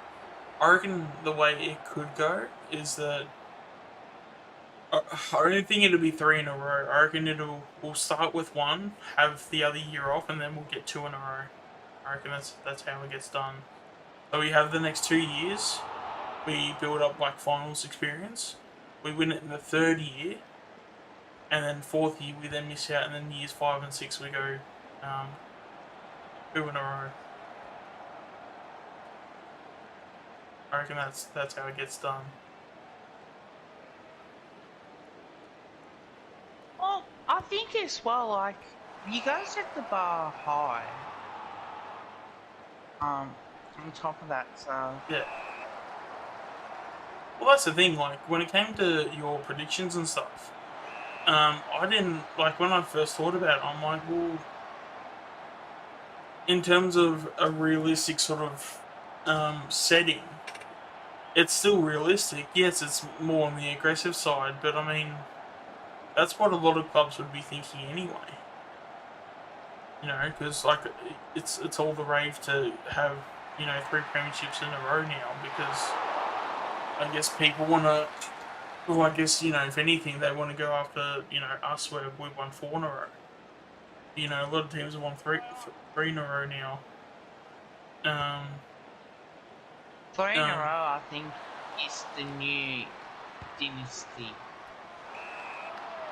And I think West Coast fans might agree that realistically, that they haven't been successful. well, there's only one team to do four in a row, and that's us. So Yeah. everyone else has done three. And even though every time I bring it up, they go, "Oh, but it was from not from the 1920s." It's like, yeah, but it still happened. That's right. Don't like.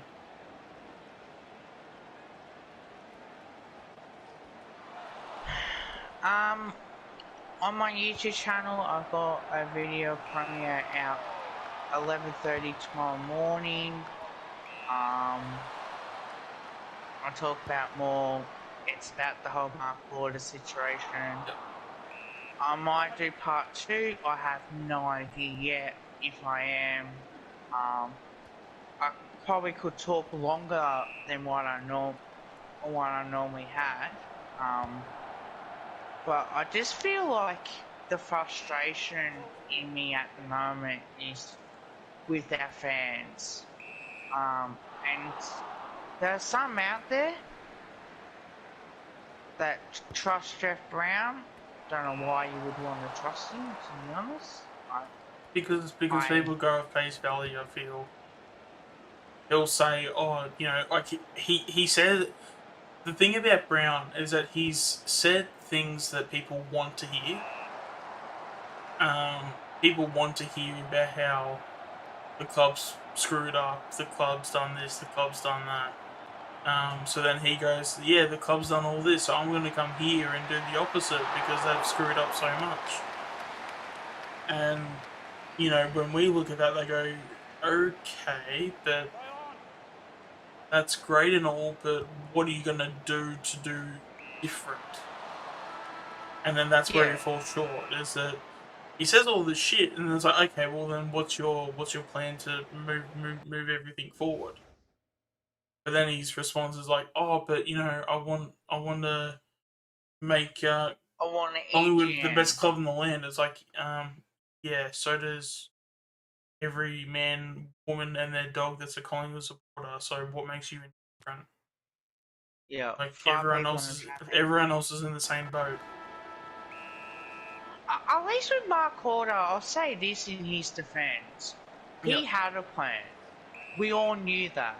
His plans to help us the thing that I liked about Corder is that, and mind you, I think the majority of the things that happened, he wasn't even a part of. But the fact that we had a lot of positivity happening and just a lot of good moves in general that was moving the club forward, regardless if he did them or not, he was still the one steering the ship.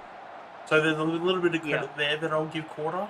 And then also the fact of not having to hear the president just spew just crap and just terrible stories that weren't even true to begin with, or heavily bended truths basically. The fact that the whole Sidebottom story about how it's like, oh, he just clumsily just walked out the door and police were there.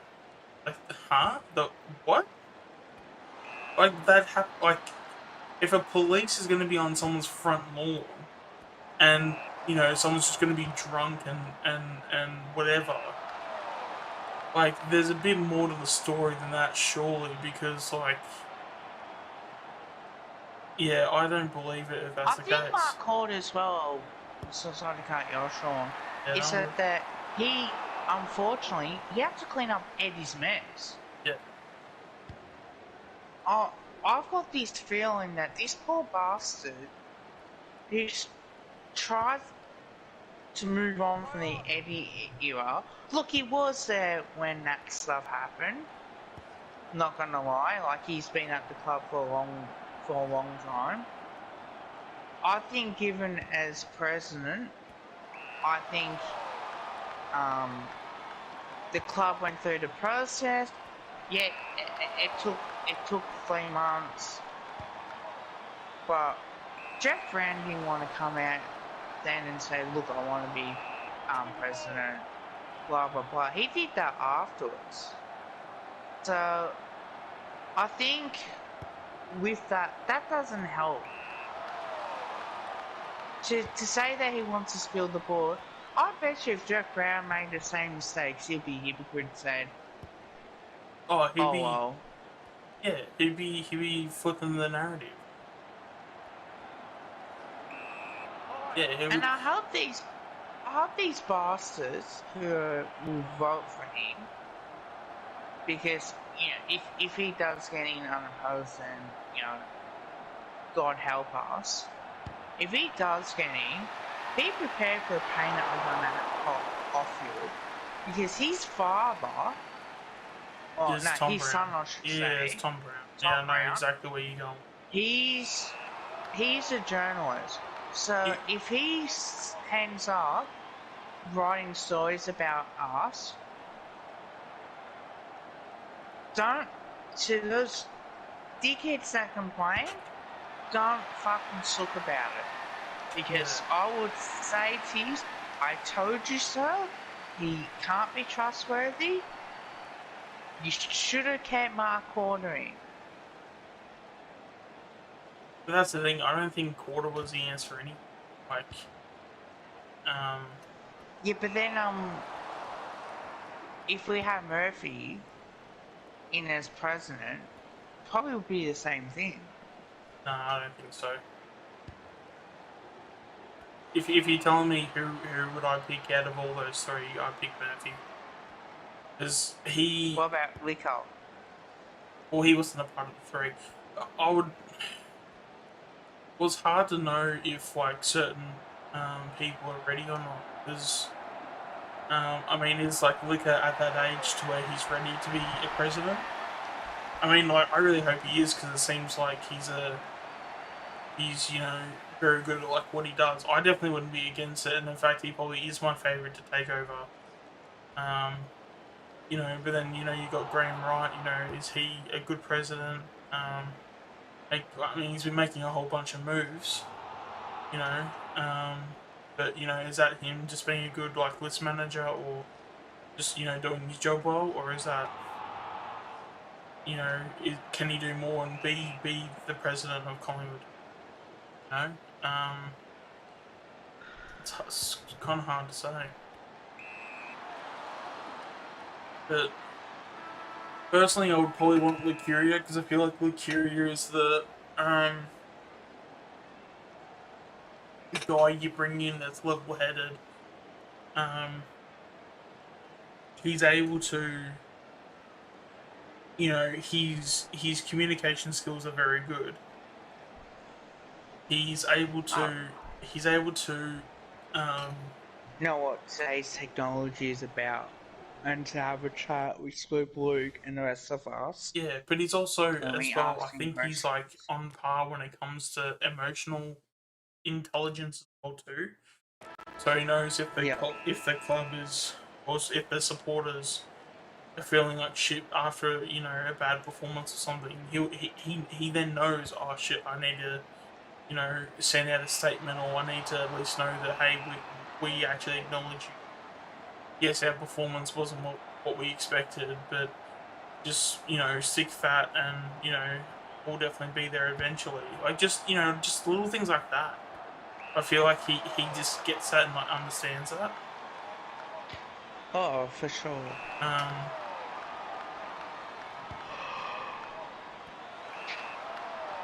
Well, it's just, yeah, it pisses me off, man. It really does. It's,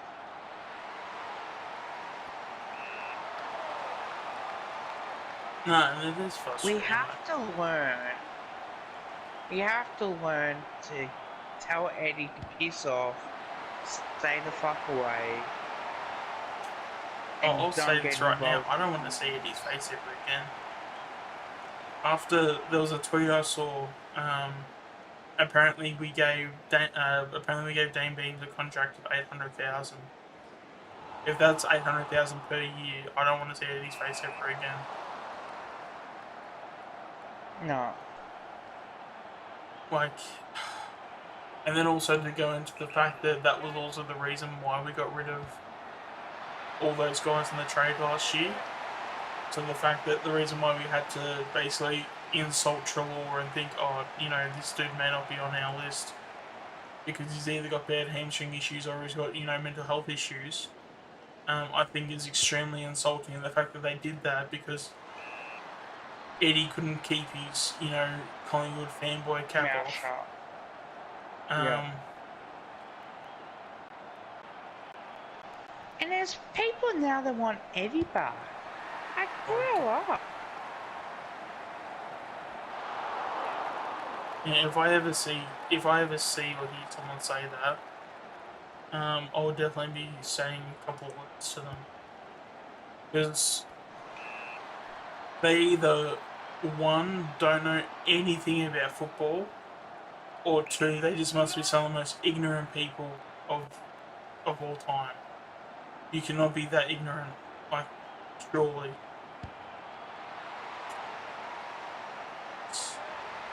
Like to go through what we did, and to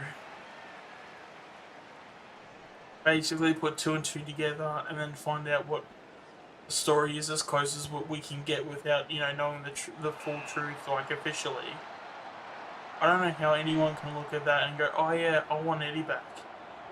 There's no way. Some people. I mean, some people will because they're casual fans, but that's it. A casual fan won't know what's going on. But if they knew what was going on, they definitely wouldn't be wanting him back. There's some fans that call, I know on the Collingwood Facebook pages, I think it's either No Holds Barred or Collingwood Fans Only. They're saying, oh, that's a lot of BS, blah, blah, blah, about Eddie. So, mate, no, it's not. It's actually true. He paid It's actually off true, and Dane. Eddie's been trying to cover it up this whole time.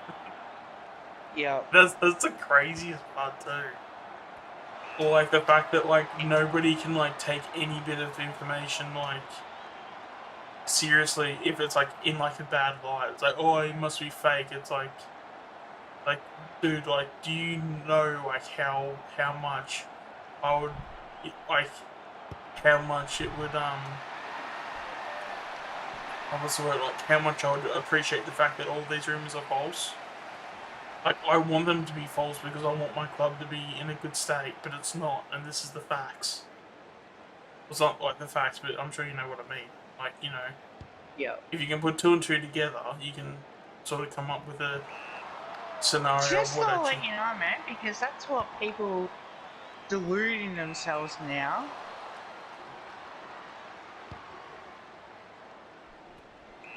And it's just like, well, he has done it. And I even said, he got involved in the Dane Beans. He wanted Dane Beans no matter what. And it's just like, well, 800,000, you have a look on how much we're paying for him. He's had out a whole 12 months with mental health. And then also, the rumors too about the credit cards. He got paid $800,000. And then he had to go up to other players and... I mean, at that point, Beams has no excuse for that shit. But then at the same time, Eddie did enable it. I mean, he obviously gave him the cash, to or the money to have that lifestyle. But I don't know, if I just look at it, and go how the hell is someone just not coming in and just slapping Beams around and just going dude, wake up, stop making all these dumb decisions, or even the same thing for Eddie too. It's dude, wake up, you're not who you're saying you are. And Damon's even admitted he had a gambling problem. Yeah, I mean, if people look at all that information and they can't put two and two together, and then they don't think that Eddie is screwed our club so bad, I don't know what to tell them, because they're just lost causes at that point.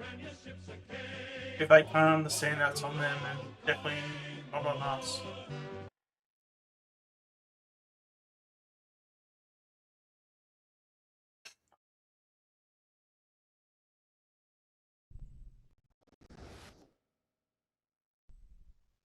And Buckley was his golden child. I mean, that was Let's more. Be honest. Yeah, I mean, that was again, that was an Eddie thing, Bucks thing. I mean, Bucks should have waited a few more years till Malthouse was done.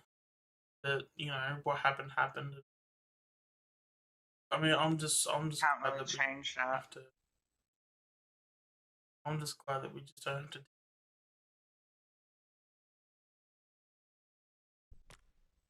Because we weren't going to win a premiership with Bucks.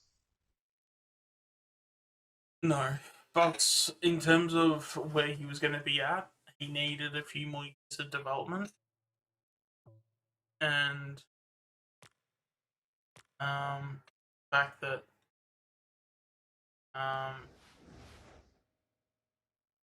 basically shafted Malthouse as badly as Yeah, and that's another And he thing. gets involved. I mean, He I gets mean, involved in I mean, he's a stuff he president, so should. he's got to do something. But yeah, in terms of the way that he's done everything, he's done things that, like, he's basically made moves where he's just not that person. Like, when it comes to telling dead guys like, oh, you have to bring beams in or else. Like, who are you? Like, and then it's like, yeah, sure. I mean, sure, you paid off his debts, but that's on you. Like we have to sort of like understand like the fact that when it came to getting beams in, like we got screwed over by the Lions, and the Lions probably like looked at that and they go, "How good is this?" So Yeah.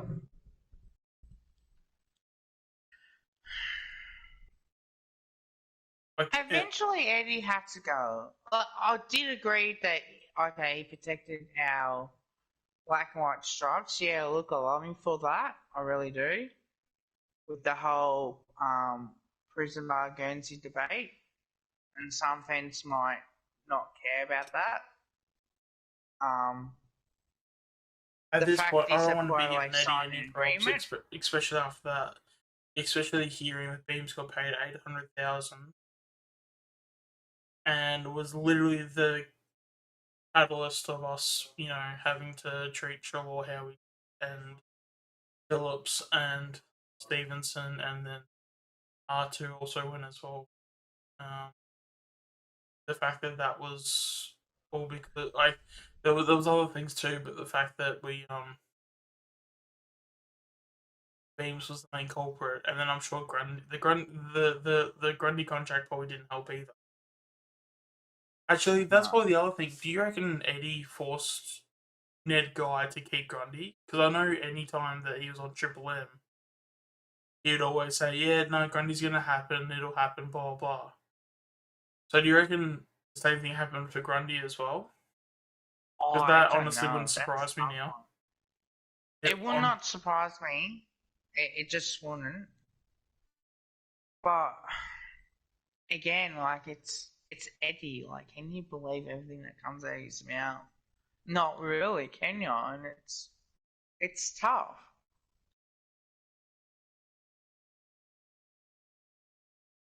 So I think as well, like if that has happened, Eddie, you're fuckwit.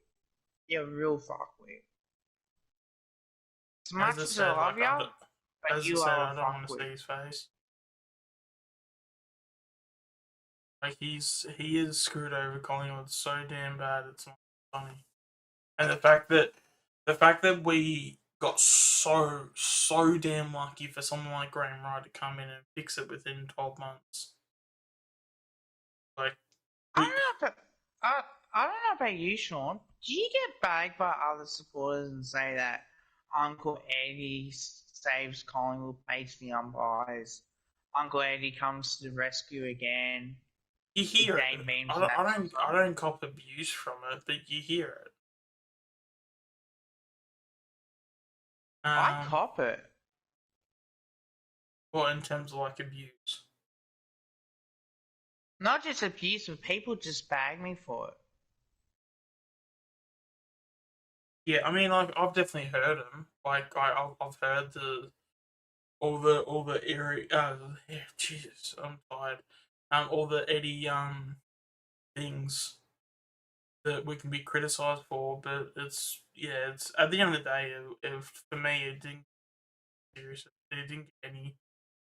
It was never a serious thing at all. So, um, yeah. Do you think that he's at the club at some capacity, What's that? Sorry. trying to get involved? Do you think that Eddie's at the club in some capacity to try and get involved? I think that's what. If there's any Eddie connection, it'd be through Brown now. Brown's the only connection I feel Eddie would have. Because he's best mates too. Yeah, that's one of the And things I he's don't. outright said that too. Yeah, that's one of the reasons why I don't want him. I don't even want him on the board. I want Brown out. I want Eddie Quarter gone. Um, just anyone that associated with Eddie and that stood there in the background and nodded and like, yep, this is the direction. Anybody that did that, out. No questions, no, um, just nothing. Just pack up your things and just go. Because like the fact it's a bit raw to talk about it now because it's also early in the process, and the fact that we're not out of it yet kind of still sucks. Yeah. But in saying that, the fact that we are so close to the finish, or not the finishing line, because I mean, in terms of it, I think the finishing line is probably us winning a premiership. That's why we're the finishing line. Um, but in terms of just not not like talking about this anymore, I feel like this off season, will obviously, it'll probably still get mentioned. It'll probably still happen next year as well. Like so, we'll have it for at least another 12 months because the media is always going to bring it up because and things like that. So it's probably may not be till 2023, 2024. Um, we're completely um rid Well, of some people Eddie in have. every single capacity possible. Like, there's no Yeah. stories. There's no. The only thing, I mean, but then again, Eddie's never going to shut up, is he?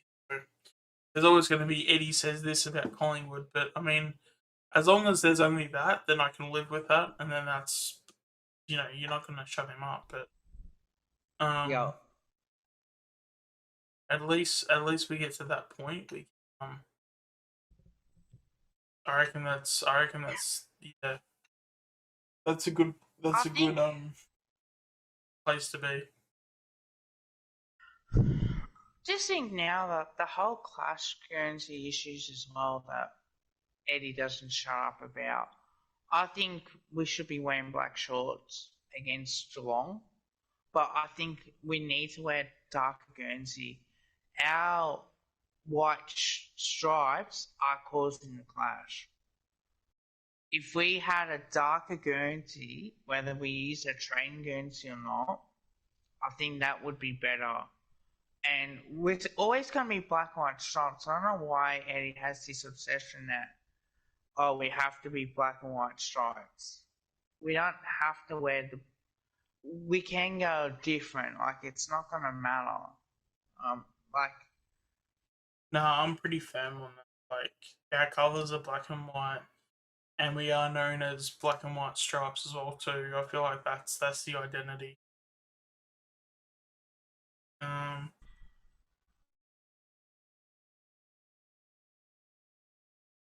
because we're always going to have the magpies and all that. I think there are times we don't need to wear it. Like, the Geelong, for example.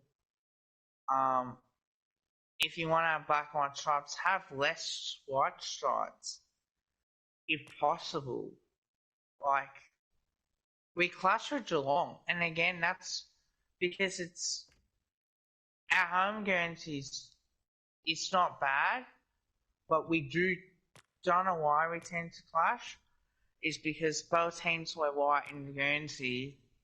That's what makes it so harder to see. And I'm short-sighted. Like, I'm 20. I'm blind in my left eye, as well. So that can make it difficult for me as well. And I've had my eyes tested for those that hate it, for those people who say, "Oh, you should get your eyes, I should get my eyes tested." Go fuck yourself. Um, I've where, already had where my was that one eyes. coming from? I'm just saying, if people are going to say in a chat or in my stream, "Oh, you should get your eyes tested," I'll tell them go fuck yourself because I've had my eyes tested and because I'm short-sighted, because my left eye is weaker, and I'm a bit blind in the left eye, unfortunately, I can't do much about it. And I apologise for the language as well, but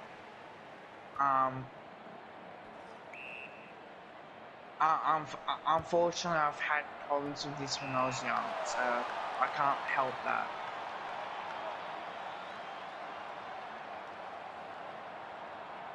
But the glasses I'm wearing now is good.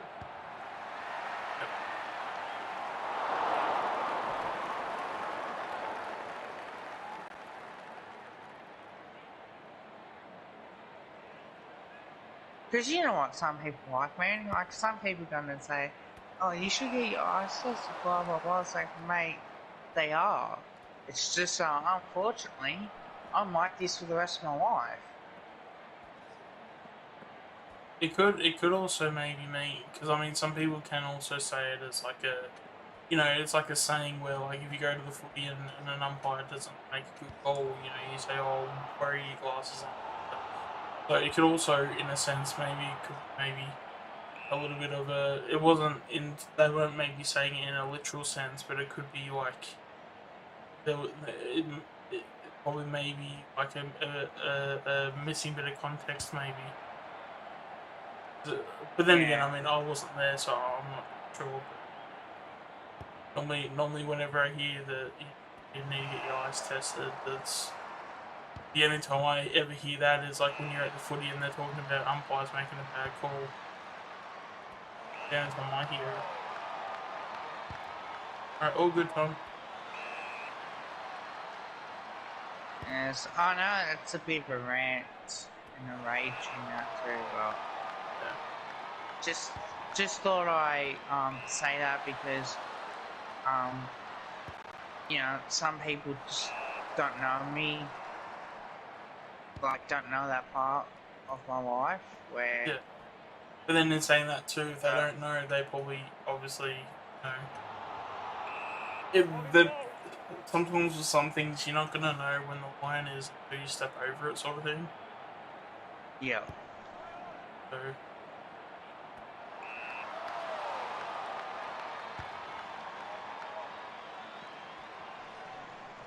I just put on your stream for a minute. Just wanna say as well. I might make this the last game. I don't want to be streaming for too long.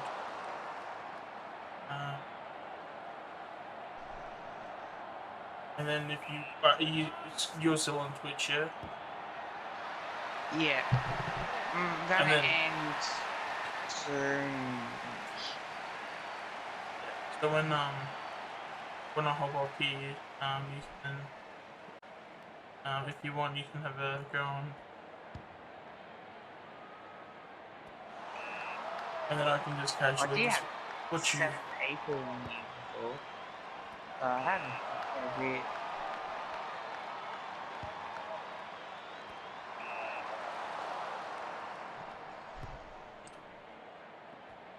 I'm absolutely dominating 10-0.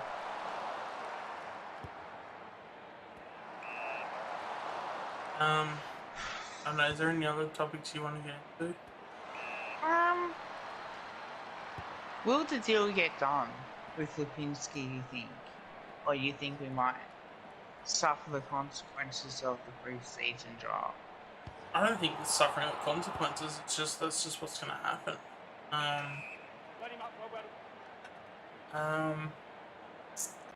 Well, the ball's in our court regardless.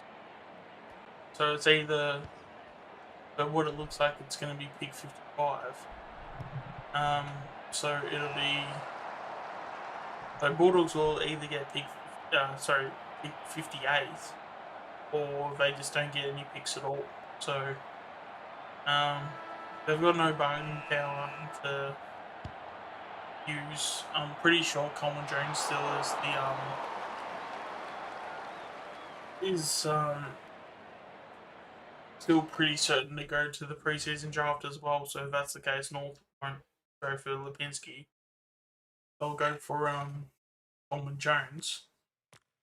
Yeah.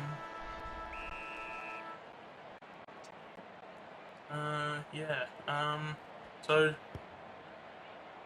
I guess it just depends on how doggies want to play it. So it's at the end of the day, it's really not really up to us at this point. Ironically, even though we have all the options at play, the doggies are the ones that are going to have to make the choice. Yes, I do, Tom. I do agree with that.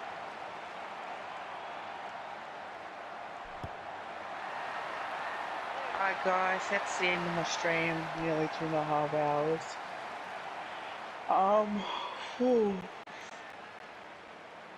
I'll just do the press conference and I'll get out. But in like saying that too, it's like it's the fact that it takes this long is really like staggering to me because Wright's not gonna like fold on it. Like he's literally had history in terms of being one of the best people in the business. So what makes what makes anybody think, let alone Wright, that he's gonna fold and say, oh well, we'll now give you pick 40 something. And it's like no, like we've got literally the ball is in our court. Like we're gonna do what we want because that's what the situation has played out to be, and because you screwed us over with Trelaw, like you're absolutely screwed in the head if you think that we're just gonna be nice to you. Like yes, you took a situation and you had every right to do what you did. Hi, Bella.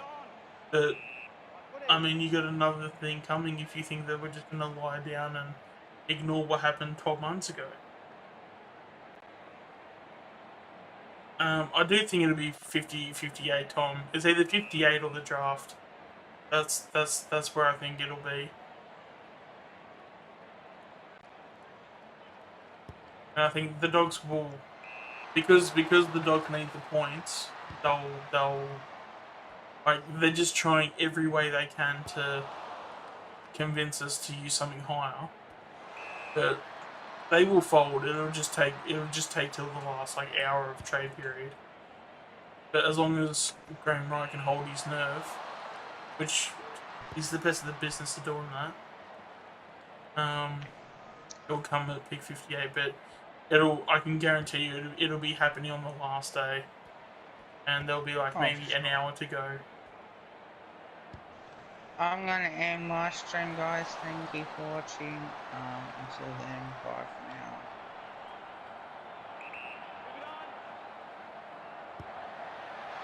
Alright, now that's done, I can finally. Yeah, I'm about to hop off after this game. I'll go get something to eat real quick and come back. So if you want to set up and stuff, it's all good. I'll go do my thing. Might do that. Because I'm nearly at half time now. Won't be much. Well, you got 5 people in the chat, which is good. Oh, yeah. Guys, can you please like the video if you can? Can you please subscribe if you haven't to Ultimate Greatness? Don't forget to share his videos. Don't forget to comment. Big shout out to him. He's done a wonderful job.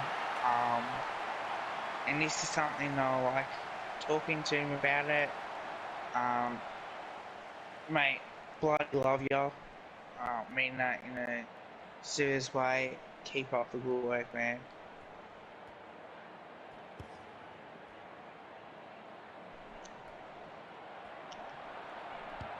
Yeah, no, it's obviously very much appreciated.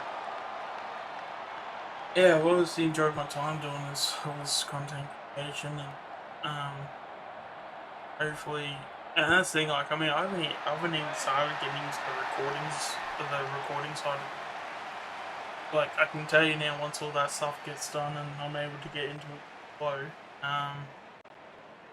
gonna be a lot of content for people to see. So, I just can't wait to get started with it all.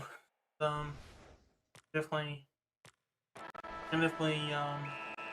Yeah, because there's definitely a lot of content to put out. Just gotta make the videos and stuff, and find a little bit of time, which yeah, I just gotta capitalize on some of the time I have at the moment. Play this.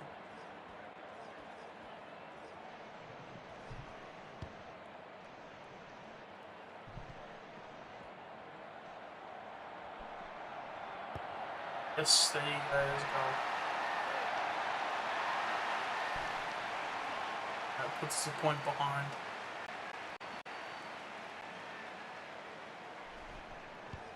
Got him. Did you put yours out on Twitter? Yes, I did, but it was like early on, so I only did. Are you supposed to do that if you have a stream? Do you only do it? Oh, I guess you'd only do it on Twitter. Yeah.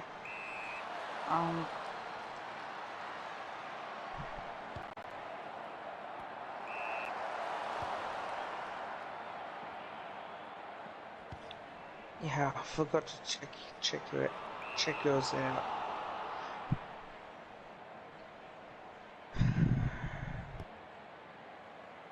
On Far Cry 6 came out, so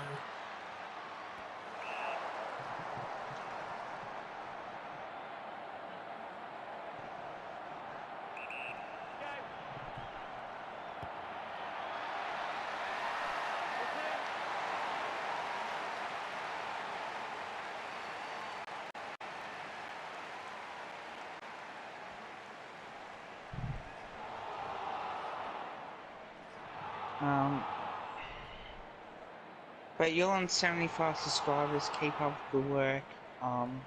yeah, I saw that. I'm I on think it was 130 75 plays. this morning. I think it was. Yeah. If it wasn't you're this morning, doing it was the morning.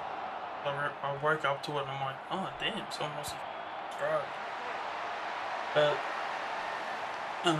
yeah, we just gotta keep it going, and I wouldn't rule out actually getting 100 subs by the end of the year, to be honest.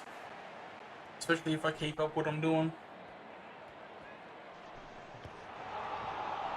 It's all about sharing that stuff out in public, especially towards any potential new subscribers that watching your stuff.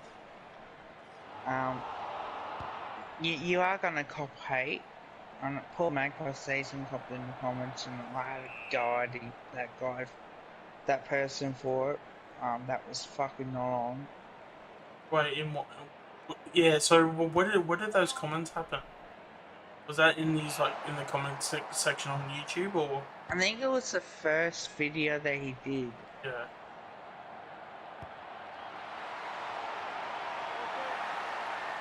And it's just like, mate, fucking what, you gonna call me that word? Yeah, he didn't respond. He's been calling it and others as well, but I just think, mate, don't be a fucking wanker.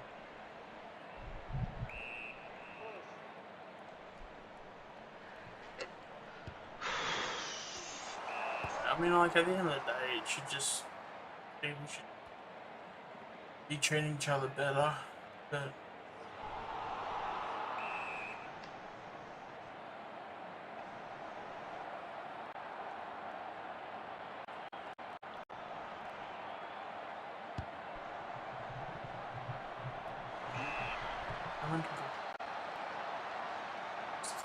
Oh damn, Bridger actually kicked the goal though. That's Let me it, miss this like, one. look, we all can agree and disagree, but there's no need for that person to go personal. It's just going too far in that, like, we're all here to have a bit of fun, that's all what we do. Are you on YouTube now? I'm not streaming yet. Okay. I'm just doing my daily spins at the moment.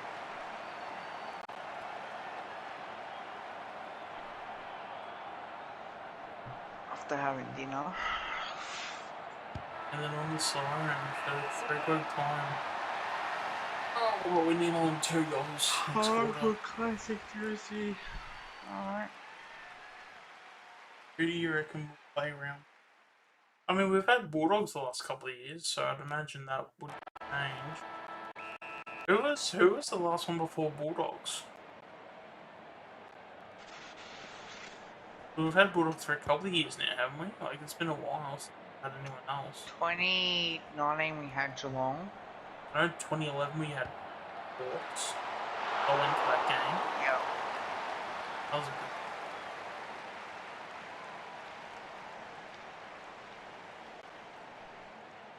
We did have, who else?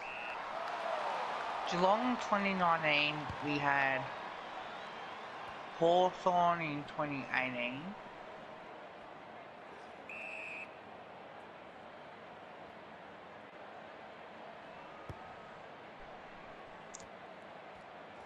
Who else did we have?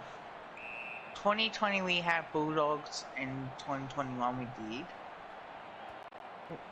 No, we've had Bulldogs for a while now.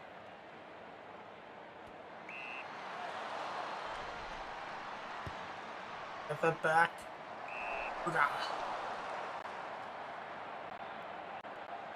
Oh, fuck me. You bet it is.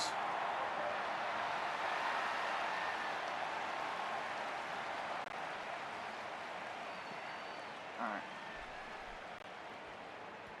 Just streaming now. So, Let's get in.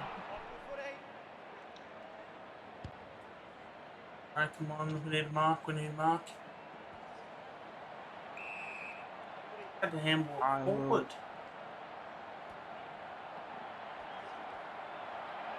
Oh, Cameron. There you go. Down by a point now.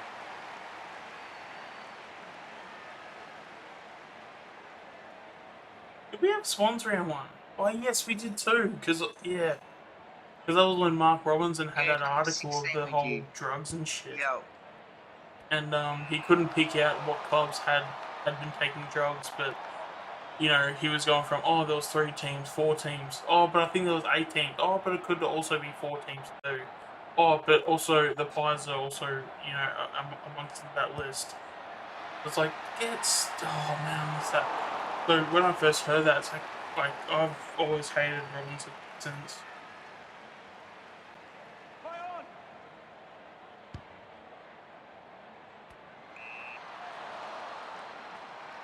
This might be a draw, I reckon.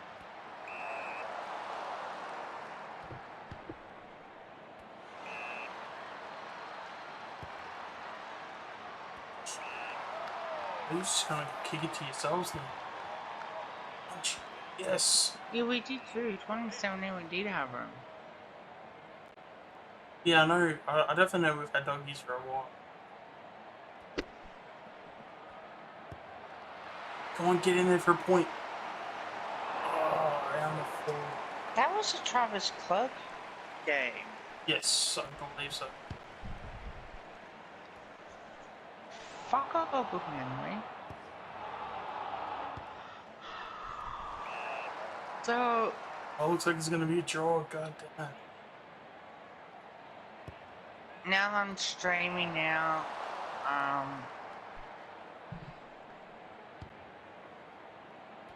I think so many emotions at the moment. Cool.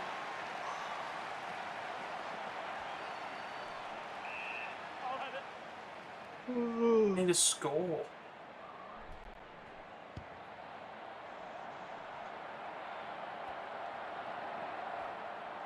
Yes. Yes, on the ball. Alright, good. Just need to score.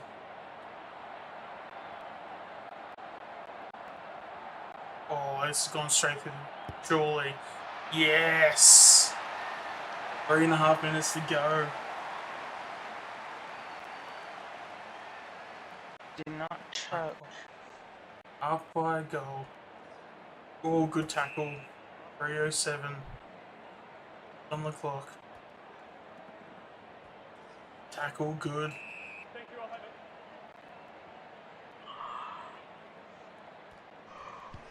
Kick it. No. Oh, this is gonna roll. Oh, they've kicked it.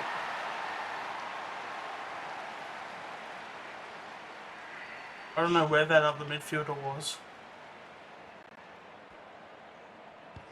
Oh, high tackle, good.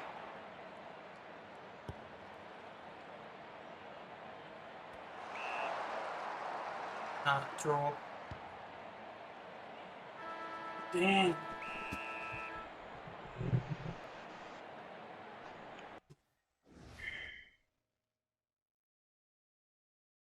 Yeah, I know, right? Out of all players, it's like we just didn't have any midfielders to get that extra tackle in. Alright. Well, at least we didn't lose.